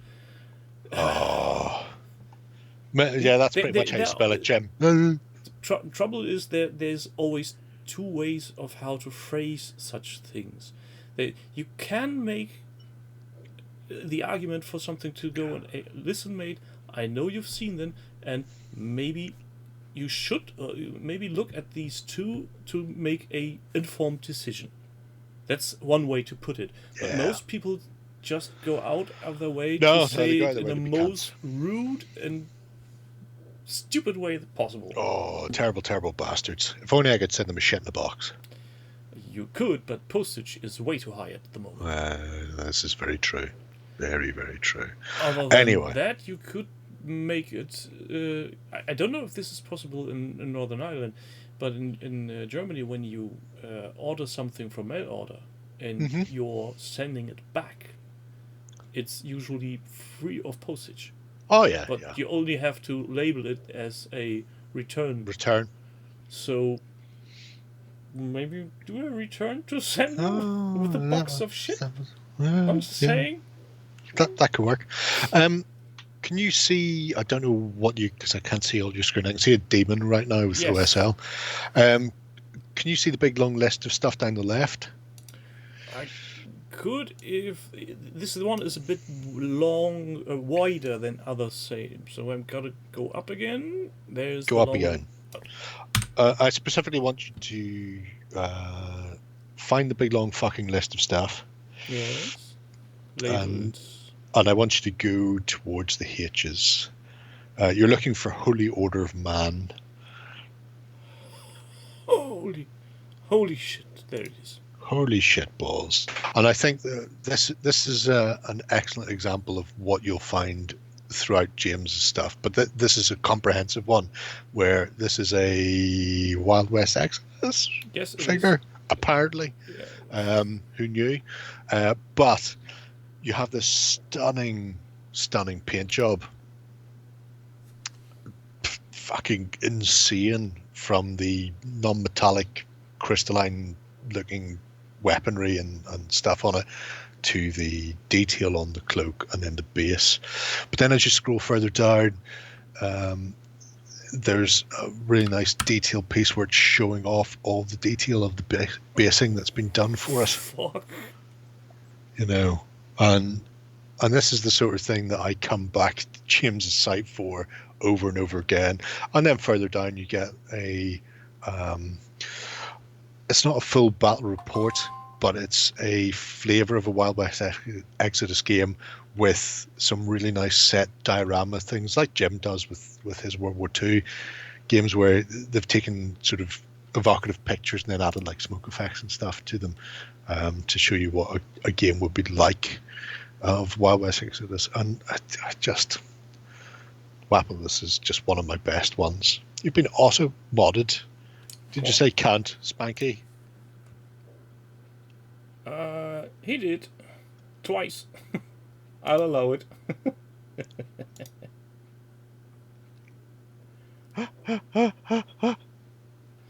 Yeah, sadly the automod is necessary.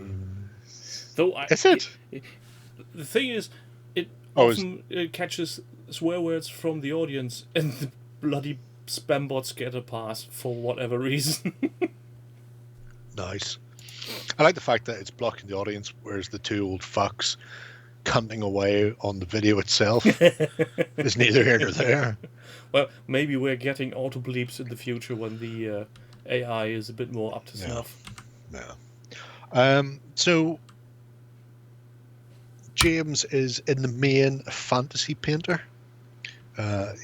He touches on historic stuff irregularly at best. And obviously it's a very specific style, but the painting guides he does are fantastic. The inspiration is great. He's well worth following on the YouTubes and his Patreon, that sort of thing, if that's the sort of shit you're into.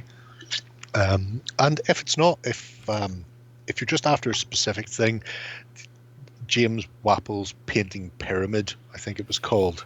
Wappleville. Where you can literally go in and go, I would like that. And I mean, it builds up from like basic techniques to more complex techniques and that sort of thing.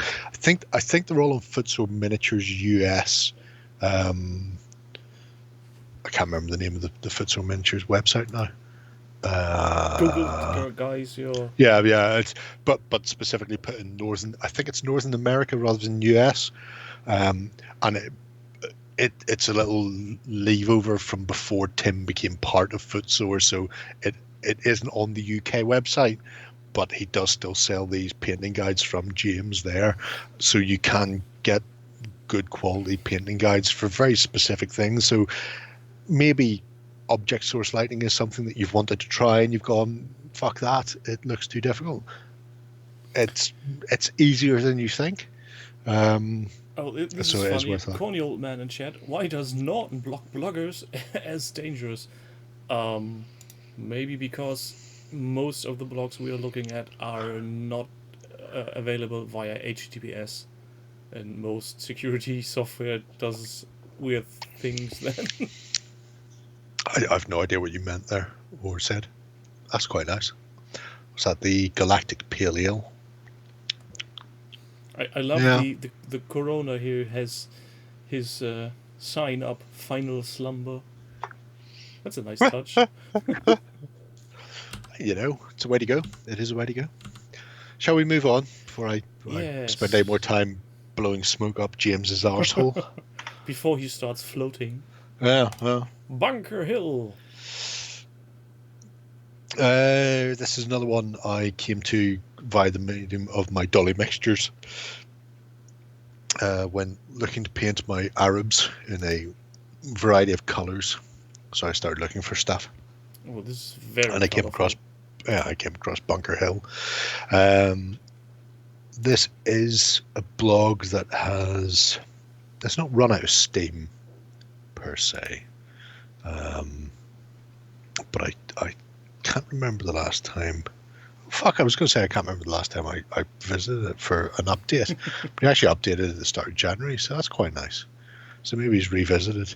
But it's falling back to the historic side. In the main, it does do some zombie sort of stuff as well, but various sizes.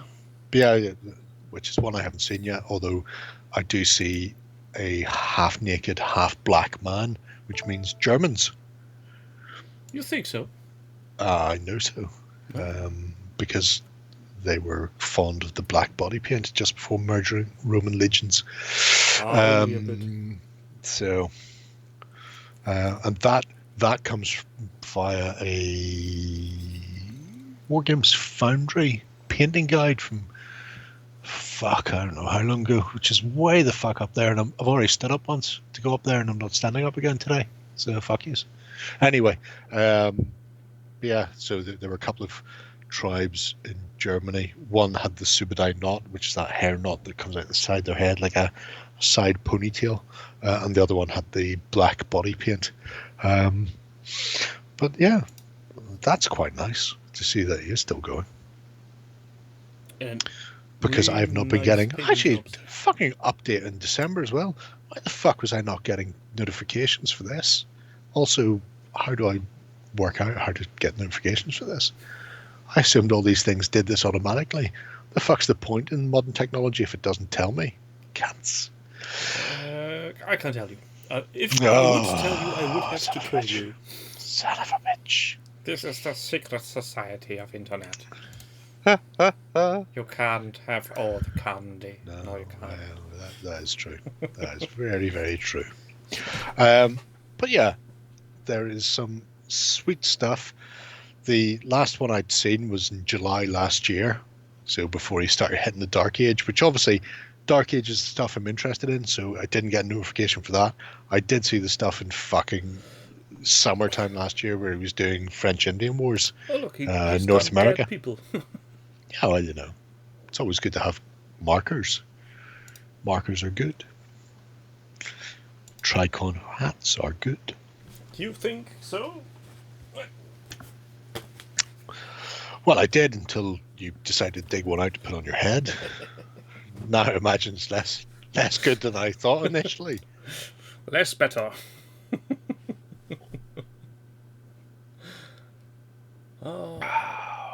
I really think I need to hit some subscribe buttons later today. Yeah, there probably are things that you can do that with, as opposed to just having massive bookmark folders.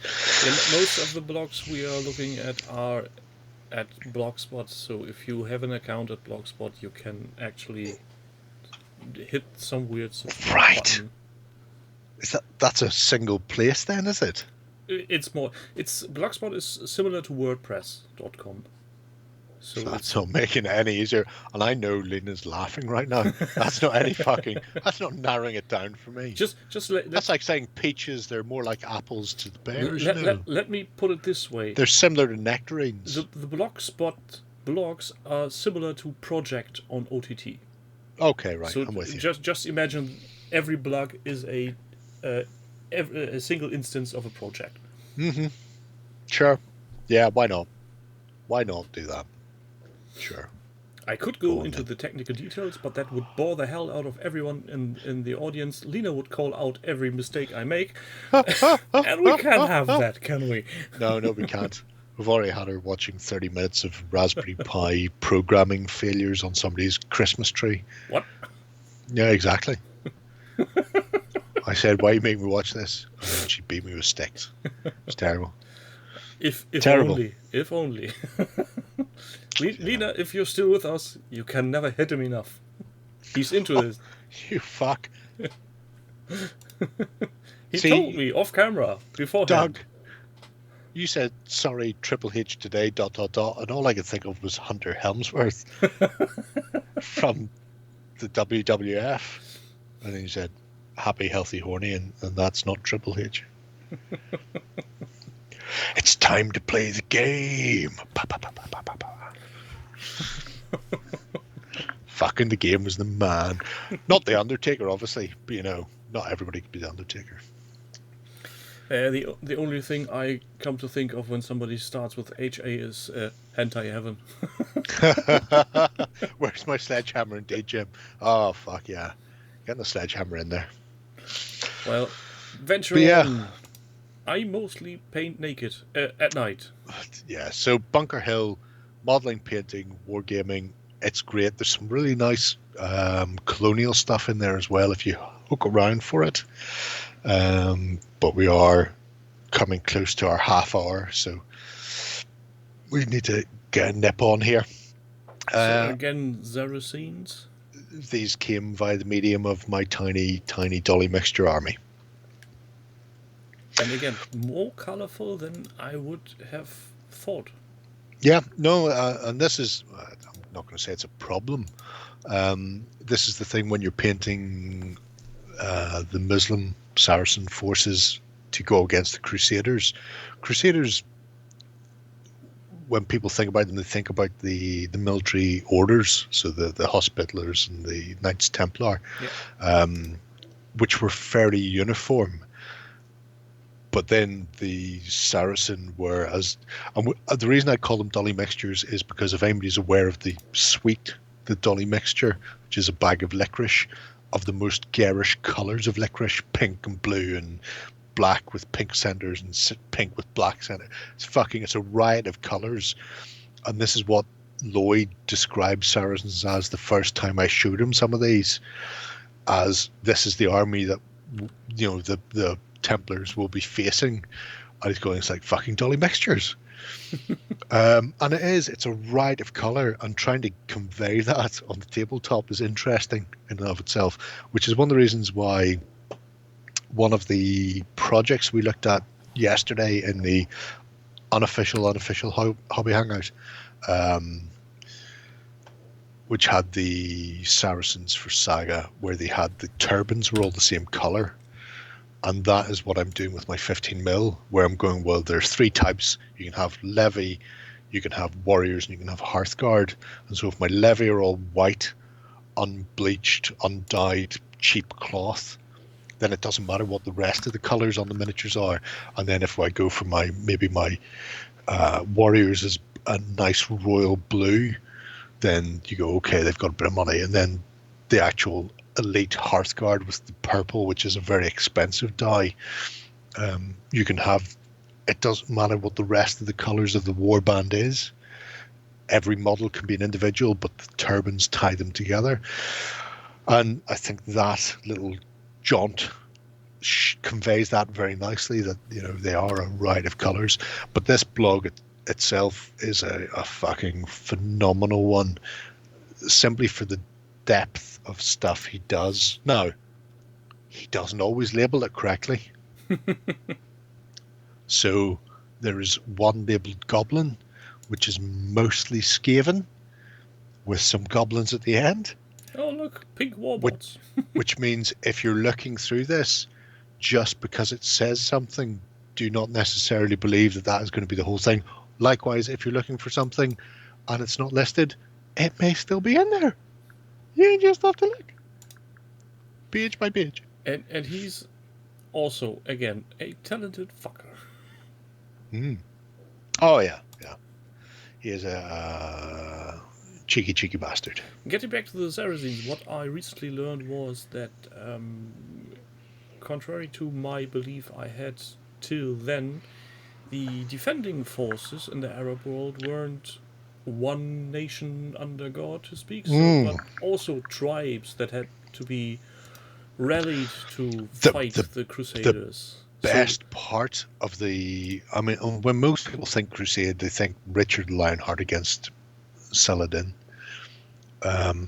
the majority of the Muslims fucking hated Saladin because he came from North Africa, from Egypt direction, whereas the previous sultanate had been sort of Turkish direction, so more Middle Eastern than African, and they'd lost and lost and lost, and then all of a sudden this guy comes and reclaims big swathes of the Holy Land that they'd lost with a bunch of fucking Africans.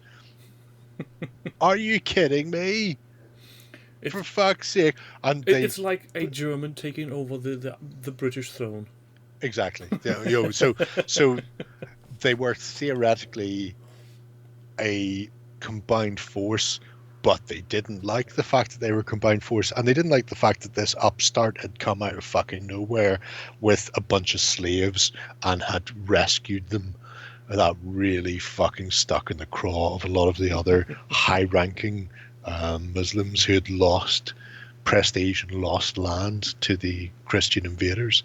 The Crusades is a really interesting period. If anyone's interested in gaming it, the Lion Rampant Crusade book, which was done by a Italian professor of history at Edinburgh University, is a fantastic book. It's not an Osprey book, but they got permission from Osprey and Daniel Mersey to use the Lion Rampant rules, and it's 3 or 4 times bigger than Lion Rampant, but it's just a supplement for Lion Rampant. But it goes into a really good primer. It's not even in depth. I was going to say in depth, but it's not. It's just a primer for that period of Crusades, which is fascinating. And like, there's like fucking 11 Crusades, and most of them were shit. No organization whatsoever. No, yeah. Some Crusades followed hot on the heels of other Crusades because the first Crusades went in and got fucked over, and they went, "Oh, we can't let them be fucked over. That's bad for Christianity. We've got to fix that. Let's invade again." Yeah, didn't work the first time. Second times will always do it the best. Oh yeah, very much so. Next. And if you do paint mostly at night painting is good. Next, Cameron's Tiny Little Men. Though looking at the title page, those aren't men, those are weird bird people? They are weird bird people, but ignoring the weird bird people, which we may come back to in future. So this is Saga Crusades again. You may see where I'm coming from, and here we see some beautiful... Oh, shiny, colourful horses. Yeah, dolly mixtures against Knights Spittler. Now, what I will point out is they are all 15mm figures. That is a 15. That whole board with both armies is probably 2 foot square, if even. I would say it's probably like 50 centimeters by 50 centimeters. Unlike me, they took the clever option of basing them individually, so they've got a smaller force in a smaller area, and it's cheaper. Whereas I looked at 15mm and went, I can do the same size Saga force in a smaller area, much more expensive. Well done, me. But this was just a delightful little blog when I was starting to hook around, and also he uses all the same Legio Heroica miniatures that I use. So it was a great example of how you can go fuck nuts and paint. I love the little detailing he has done on the table in 15mm, these cards and the rags on the side. Yeah, this is one of the reasons, because I was looking at it and going, this is great. They looked at dropping the scale down on Saga as a more economical way of playing, both in scale and money. Whereas I looked at it as going, I can do the same game and make it look more epic. So it came at it from a slightly different point of view, but it shows what you can do, and it's a really nice. It's not a full-on battle report, but it's not a million miles away. Well, you're still saving money, because if you wanted to have an epic Saga battle, you needed a fuck ton of more miniatures and a larger table. So theoretically, yes, I see where you're coming from, but if I just wanted to go, I want to play an 8-point Saga game. and then bought them all 28mm, it would cost me X. Whereas I went, I'm going to play an 8mm Saga game into 15mm. And if I did it one model to one model, it would be so much cheaper. But I went, no, let's have 3 to 4 models per model and therefore save no money. And in fact, possibly ended up spending slightly more. But it looks fucking dramatic as fuck. A metric fuck ton more indeed, Jeff. So, so this is how I discovered this gentleman via the medium of Saga. Again, today. This is another one that has kind of gone off the boil in the past few years. So that you almost see it. One. I remember the Peasants' Crusade. Yes, that we looked at one point way back when. Sadly, that's still his last entry. The lady is not the person whose blog it is.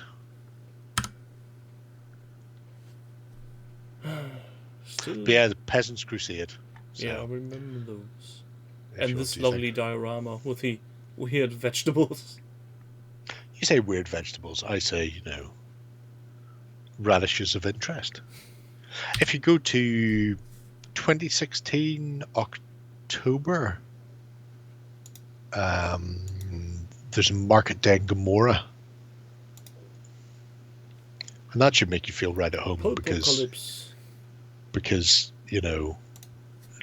look at the big sign on top of that building in the apocalypse. Gin and Jolt. Not that one. It's the other one with double S. Strasser. See, can't get more German than an apocalypse like that. Nah. the R is too much. I didn't say they could spell correctly. I just said it is. But again, if you look at this, look at the cracked road there. So the tarmac all breaking apart. Not that road, the actual metallicized road. That. I really like that. That's really nice. It looks a bit like MDF. I'm going to go out on a limb and say that's probably exactly what it is. But I don't know where they've got it from, so I'm going to go out on a limb and say they've probably made it themselves. But it's really, really fucking nice. I just love the idea of this ripped up road. And the nice thing is when it's destroyed like that and you see sections lifting, so you get these breaks in it, that could just be concrete sections in the road underneath, shearing. So it doesn't look like that your road isn't solid in your post-apocalyptic world. It just looks more post-apocalyptic. I like this beetle. There's Soap Dodger. Snuck in under cover of darkness. He did what now? He did, didn't he? What a bastard. Paint some infinity, Soap Dodger. Beetle's great. It's got those whippy sticks from Mad Max on it. Yeah. Witness me. Witness me. Shiny and chrome.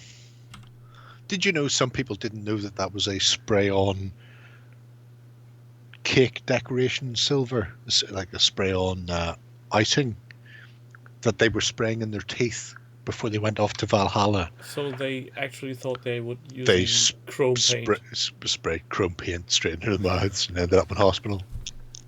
I love people.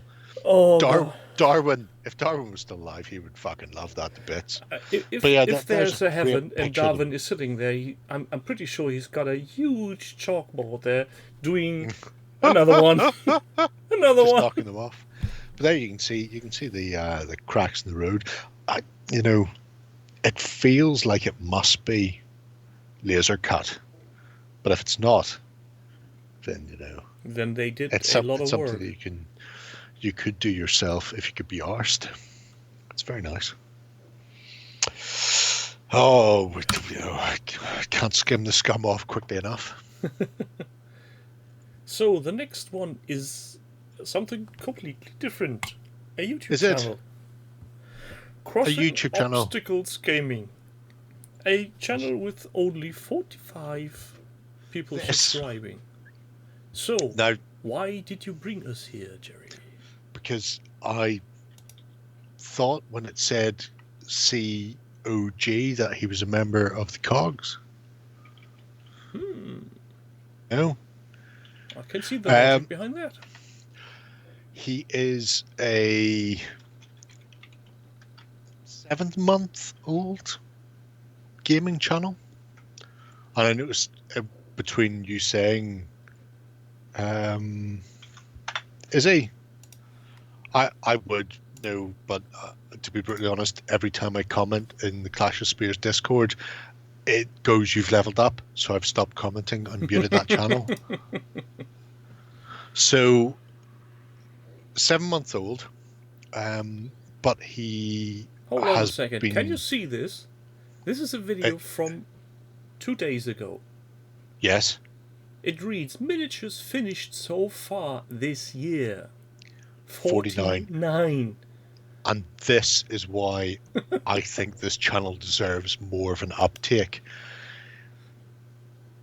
He posts once a week, and he posts, "Here's what I've done," or "Here's what's on the workbench," and then he does like a leaving the workbench video, and it does like Vietnam. So he's done the Emperor's Miniatures Vietnam. He's been doing Dark Age for Clash of Spears beta rules.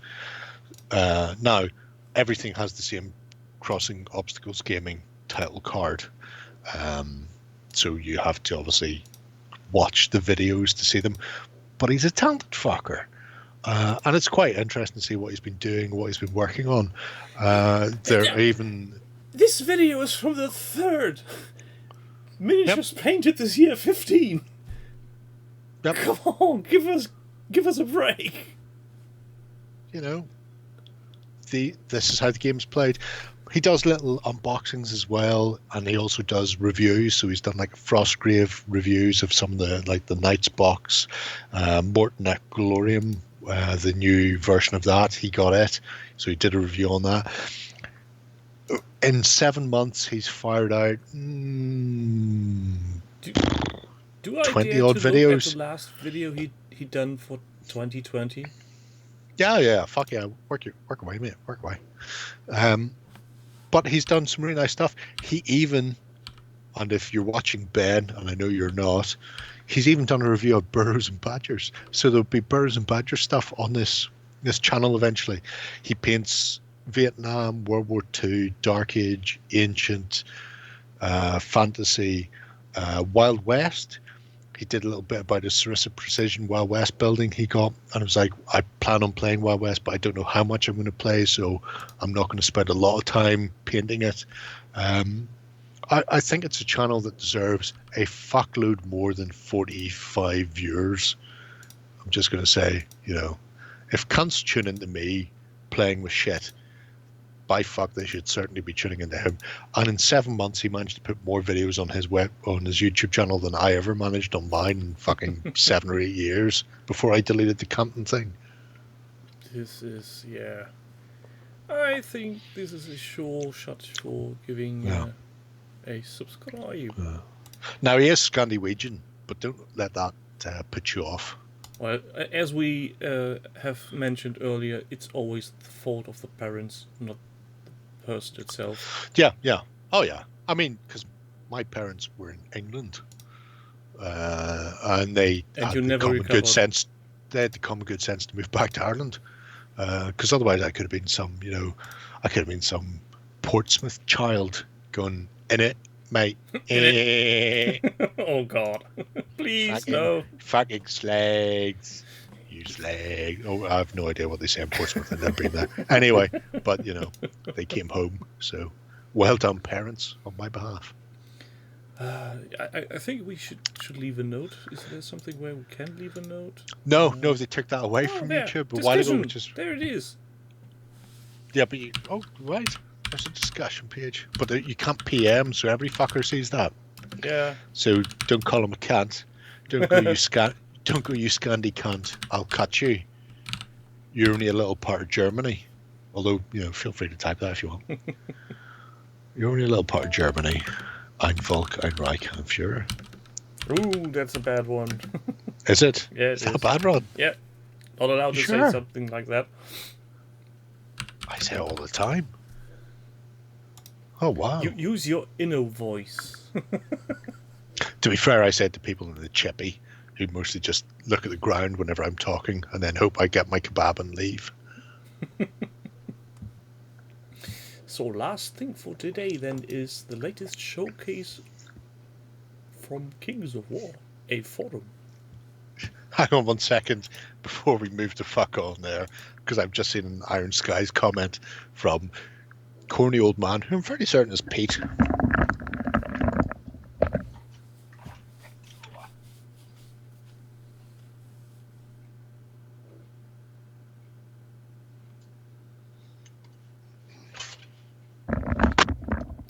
So this is the first Jerry got up more than once. Fucking twice, you cunts. A friend of mine from Italy wrote some of the stuff for Iron Skies. She's credited as a producer, I think. She wrote the school scene on the Nazi space base. So Moonbase. Yeah. So there you go. Where they are watching this beautiful movie. The 10-minute long the director's cut. Director's cut of the Great Dictator. So who knew that a Finnish Nazi sci-fi film would be influenced by an Italian who was going to university in the Netherlands? Well, all I'm saying on this is Axis. Oh, wow. What the fuck is that? That is not where I should be. That's not what I want to link in there. Oh, somebody sent me a link to that. Okay. I'll have a look at that later. So we're having a forum. Just after I did a very inappropriate forum topic on OTT asking, are forums dead? Did you? Yes, no, forums aren't dead. To be fair, if it was in the forum on OTT, I wouldn't have read it because forums are mostly dead. It was in the Weekender thread, one of my 3 questions. Oh, yeah, no, I never read that. Yeah, that just depresses me.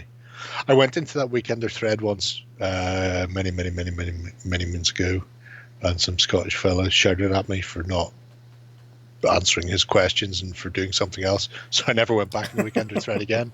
Fuck him. I'm glad he's dead. Yeah, forums aren't dead, they're pushing daisies. Yeah, they're feeling better. But yeah, no, this is very specifically Kings of War based. Although it does touch tangentially on other Mantic things if you hook around, but we're not going to. We're just going to poke into the showcase. This shows how shit social media is, and also how much having a system that has a community behind it will push things to the front. So Mantic had a forum that I was on from day one, and then people weren't really using it, and so they shut the forum down. That's Nav. He's from, I think, not Limerick. It might be Meath direction down south. But anyway, he's Irish. But yeah, so Mantic shut their forum down, and it was shut down for about a month before somebody was going on Facebook going, I'm really missing forums. Social media is balls. And they started their own unofficial Kings of War forum, which we all fucking joined. So a few people throw money every month just to pay for the fees. But this is a prime example of a business going, it's not economically viable, but the community going, it may not be economically viable, but would really fucking like it. And the thing is, if you're already having a homepage as a business, you're usually having some larger contract with some supplier of internet things. Yeah. Usually a forum is a fly shit on that. You usually don't need any technical expertise or staff to maintain such things. It's so ridiculous. I bow to your superior knowledge because I remember the Mantic forum and it wasn't great. Yeah, you can ruin such things, yeah, but on average it was like 12 years old, I think, when they shut it down. Yeah, and I'm not entirely certain what the fuck it was hosted on. Of course, you have to maintain the software to a degree, but all in all, it's not that can't you just much send work. it going? What? It's outrageous. You should be putting Christmas tree lights up or something.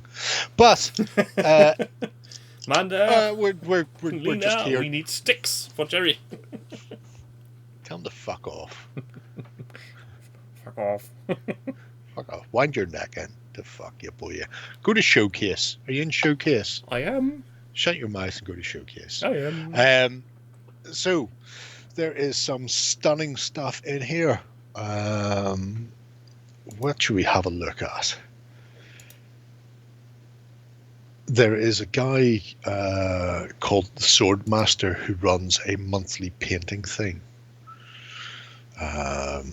which has got a variety of names. So you know the way people do like October type of thing. He's been renaming bits and pieces. So Jazzy January painting topic. Jazzy January, like jaundice, so kind of yellow painting topic. He's been doing that for a while now. Have a look at Fred's Orcs. Fred's Orcs.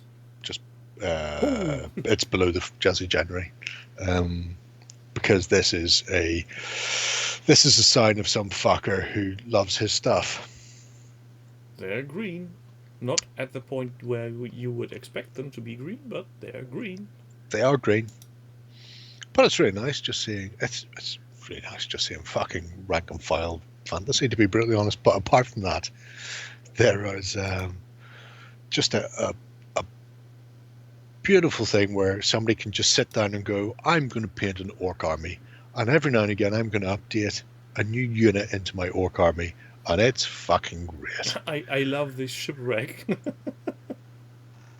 It's two halves, yes, which I presume are being used as 1 second. War machines? They're not chariots, they're orc war wagons, they're called. So sort of chariots pushed from behind, where it's just a rolling platform so orcs can smash people in the face easier. So I'm presuming that's what they're being used as in the Force. But it's just really nice, the idea that he's got two rolling ship parts that you could slam together. And maybe he's using it as a chariot, or maybe he's using it as a war wagon. Who knows? But it's really nice. It's I think mostly contrast painted as well. And now I don't know if this is Heinrich from the forum, because I know he plays a lot of Kings of War. But it's just really nice. It's just sweet like candy. There's an undead/Night Stalker army as well, by a guy called V-Dog. I'm pretty sure it's in here. Undead so far?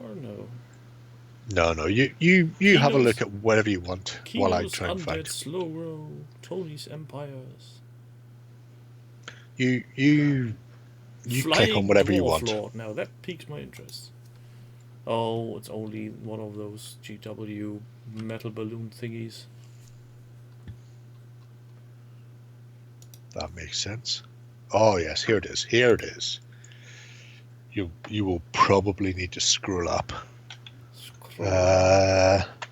Whenever I click on that, I posted it into the chat just to confuse you, because fuck you. We're 3 minutes past your half hour of our tightly scripted night, mate. Yeah, but only so you will have your time with your beer. We can't have you waste any beer. Oh, that's very decent of you. So this is a Night Stalker army that's heavily themed around Halloween and pumpkins. Possibly, maybe. And as you can see, it's got like a display board where they fit in there. And this is the start. So over time, there's been more layers added to this and more miniatures added. And I fucking love it. I love the fact that I would look at that cobblestone and go, I'll throw some pigments in a wash on there and it will look like I've painted multiple colors. Whereas they went, I'm going to paint multiple colors on those cobblestones, because I would have went fucking mental. Now, it's entirely possible that V-Dog is in an asylum and as such is only allowed to daub colors on fucking cobblestones on a semi-regular basis. I'm not sure. But whatever, it's fucking insane. I'm just missing one thing on this board. in the middle of these giant pumpkin patches, there needs to be one little figure standing with a snuggly blanket on, holding on a shield, welcoming the great pumpkin. Well, as you go on through the project, assuming I've linked the project correctly and not just linked the initial picture, or have I just linked the initial picture? So those pumpkin patches are just the bases that other things are going to go on. So they are the interim. I will have models on these. They will become units in time, but at the moment, just to show you where shit's going, it's a pumpkin patch. So we're going to get a Linus Van Pelt in there at some point. Oh yeah, and later on you see like the whole thing, and like a demon ripping up the fact that the cobblestones go up to the demon there, and there's all the cobblestones are on his base erupting as if he's sprung out of the ground is fucking insane. You know, who would do that? I'm assuming they're going to be in like Norway, in the north, where they only allowed out 3 days a year because the rest of the time it's just fucking minus 70 and they have to sit at home hand painting individual cobblestones. But then they went on and went, you know, here's my units, and you can lift the units out of this display board, but these aren't display board. I mean, that guy running past the crates, and then her down the street from him, and she's out without a male accompaniment her, so she's a her. Anyway, they're just there as decoration for the board. They fuck all to do with his army. It's like, the army needs to have something there. There's a street. Obviously, there's going to be fucking boxes and ship people moving stuff around and a slat. You know, it's all there. It makes sense. There's a party in my pants and everyone's invited. Let's put it in there. And this is the sort of shit that forums and blogs can do, because they can do this in March and then come back to it in July and then come back to it in fucking September or December the following year, and it's a constant slow build. It's not I need to be posting something to my Facebook fucking page every week or it will get fucking lost. And even if I do, it will get fucking lost. You know, if this was on social media, none of us would be able to fucking find this. If you weren't following it from day one, it would just be swallowed in a wealth of fucking online diarrhea that's siphoned straight into your face. And that's why I decided that we would do blogs today. Which is a good decision. Yeah, you know, to say the least. Keeps you out of mischief. And those couple are one of many. I mean, Nav doing his mad dog goblin shit down south is fucking mental. V-Dog up in Scandinavia, awesome. There's a whole host of people with really weird and wacky ideas and various levels of hobby skill, but they all have that genesis of an idea that they're looking to carry forward. And you may look at one person's stuff and go, it's fucking mad, the execution's not great, but they've done it. It's out there. And then somebody else is going, here's a piece that's been beautifully blended and they've spent months doing it, and they're getting there as well. It's the fact that I can go back to these guys and see them in 2 or 3 months and not worry that they've had to wait until a specific time and spam post the shit out of everything, or it'll all get fucking swallowed up in the ether and nobody will ever see it. And they're, you know, Kings of War. If you're not in the Kings of War, then it's probably wasted on you. But if you're in the Kings of War, they cover Vanguard and other Mantic games, and it's a great wee forum to be in. And I'm paying fucking half of the server cost, so fuck yous, go nuts, lads. It's not going away anytime soon. If they tell me, if Fred was to come to me and go, I need you to cover the whole server costs every month because I can't, I would, just to keep this fucking forum going.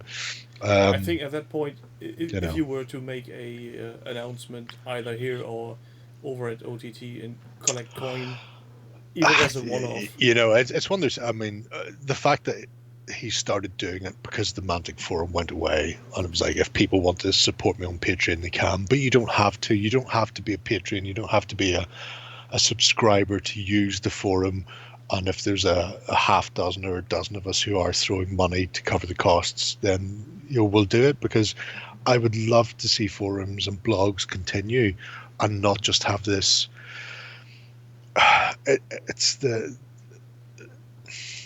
mayfly syndrome. Social media looks great, but things only exist for a fucking short amount of time. And if people aren't on it and going, yours is the best thing since fucking sliced bread, and and constantly commenting, then somebody else comes along in 8 hours' time on the other side of the planet, having been in bed, and they won't see it because it's not getting the attention. If it doesn't get the attention, it just gets pushed the fuck down and submerged and subsumed by the next thing that's coming along. And it's just this constant overriding need for new shit that I fucking hate. Also, it's a very low barrier to entry if you use something like Facebook. Yeah. You have a one-click registration, and after that you basically are free to most things. And even the curated groups like, let's say, Terrain Tutors book group is a very small one. But still, if you're not refreshing that page every half hour, you're definitely missing something. And there's no search function that really works. There's no sort by date. They ripped that out in most parts for some fucking reason, only showing the new highest voted shit, which I probably don't want to see, because I want to see what interests me, not what is also the interest of someone else. Trending. Yeah. And Jim, you're right. Discord, I like the Discord, but I like it for the ability to interact and chat with people. Because I'm under no illusions that for any sort of longevity it is balls.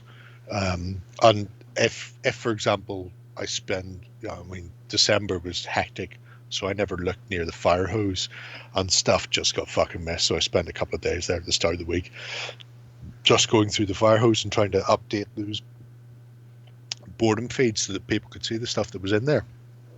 But if you're not on top of that 24/7, and if we didn't have those locked so that they are only one, or well, it's not only one, theoretically all of the guys can post in there, but none of them ever look near it. If they weren't locked so that I post in the stuff, it would just get flittered away. And it's one of the reasons why they're locked, because the fire hose itself fills with shit so quickly. And it could just be somebody going, it's funny, I found a picture of a cat in a Viking helmet vomiting on a child, or whatever happened, and just going, what the fuck has that got to do with anything? But that's the sort of social media shit you've got to put up with. And you just go, I'm not including any of this shit, because nobody gives a fuck about any of this. And having to just try and whittle it down. So Discord's great for the immediacy of chat, but for actual hobby or war games or details, whatever it happens to be. Can you see how so who you lured out? Who? What? Crossing Cock is here. Crix is the Crossing Obstacles channel. Hello. Based to what now? The YouTube channel you just showed the world. Okay. Why would they do that? Why would they tell people? We don't tell people what we're looking at. No. We're just there to watch you. We just sit here and touch ourselves. Touch ourselves while looking at you touching Vietnamese or whatever it happens to be. Firefly episode? What are you talking about, Doug? Empress miniatures do have very narrow faces, you're right, but that's just Paul Hicks' style of sculpting. So you just have to live with that. You'll find it in his Dark Age and ancient figures as well as World War II. It's one of those things you have to live with. But yeah. Oh my God. What can it be? We're all doomed. Who's You say this you're thing? world famous now.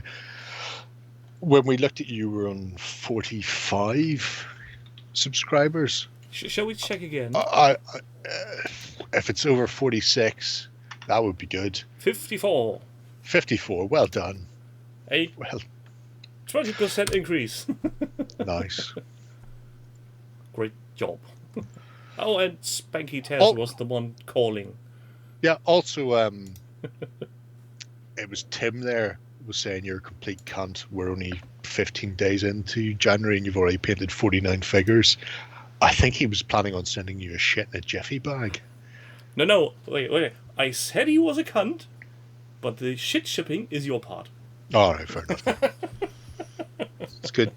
Good to be us. Anyway, we're well past our 30 minutes of tightly scripted material. And your beer is hopefully gone by now. Oh no, I'm on to my situation normal. We're all fine here in the Imperial Ale Bill right now. What is your TK number? Boring conversation anyway. Well, it says ales from the dark side in this corner. I've not looked at before. It's fucking they're amazing. I think you need to take 360 shots from those cans and put them in. I'll send you a couple of cans once I fill them in. It's all good. No, not to worry. Spanky, everything in here. We sit down on a Sunday and we go through the half-hour show that we're going to do, and then we script it all out. And we have a team working on this, so this way you're not having to listen to us for like 2.5 hours just talk balls while we look at miniatures. That's why we have such elaborate display pieces. Like, hang on, squirrel, like this, or this. And also, we still haven't had a visit by this one. Hi, I'm Big Ben. You may have we haven't had Big Ben, although we almost seen him on the Hero Forge thing, fighting with sticks the other day. That was good. I hope he's all right. Good times, good times. So, with that said, I think we should call it a day. Otherwise, people will get bored of us. That is true. That is very true. So, thank you everybody for being here, especially those who are here the first time. The links from the project, or rather, should I say the blogs we watched, that will be in the video description when this goes up on YouTube. Thank you everybody for being here. Thanks, Jerry, for being here. I'm now going slowly insane. Bye.